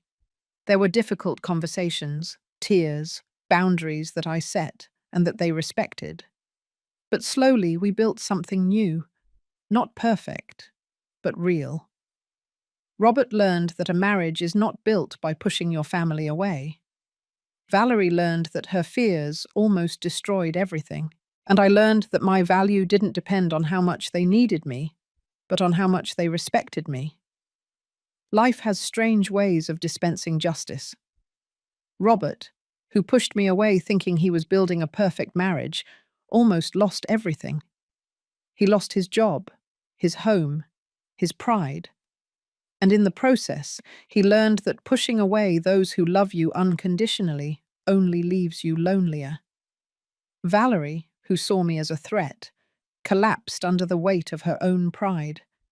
She discovered that being perfect was not possible, that she needed help, and that the help she rejected was the help she needed the most. And I, who was treated as invisible, became the one who held them up when everything fell apart, not for revenge, by choice. The following years changed everything. Robert got a stable job. Valerie continued therapy. I visited more often, but always respecting boundaries. Matthew grew up knowing he had a grandmother who loved him, but who also respected herself. One day, Valerie told me, "My mother was never affectionate. I swore no one would hurt Matthew the way she hurt me. But in the process, I hurt you. Thank you for not giving up on us." Robert called me on the anniversary of that day in the hospital. "Mum, that day you said I don't have family there. It destroyed me, but it also woke me up. It was the best thing you could have done." Justice did not come as revenge. It came as lessons. Life settled its debts. Robert learned that respect is earned, not demanded. Valerie learned that pride destroys. And I learned that letting go with dignity is more powerful than clinging without it. 3 years have passed. Matthew is 4½ years old. He runs toward me yelling, "Grandma Joan," every time I arrive. I no longer beg for hugs. I am no longer a second option. I am the grandmother, and that is enough. Robert and I talk every week, real conversations. Valerie and I are not best friends, but there is respect, and that is worth more than any fake hug. Last month, at Matthew's preschool show, he searched for me in the audience and smiled. He ran toward me afterward and said, "I love you, Grandma." In that moment, surrounded by other families, I felt that I belonged. Not because I begged, but because I earned that place. This morning I looked at my leather purse. I took out the old photo of Robert and a recent one. The 4 of us at the park, smiling. Both tell my story. The story of a woman who gave everything, was hurt, learned to let go, and finally found her place. If you are listening to this, I want you to know. It's okay to set boundaries. It's okay to say no. It's okay to walk away from those who don't value you, even if they are family. Because loving doesn't mean enduring everything. It also means respecting yourself. For years, I thought that being a good mother meant always being available, but I learned that it is also about teaching by example, that no one, not even your own child, has the right to treat you as if you don't matter. Some endings are not happy. They are just fair. Today, at 64 years old, I am happy.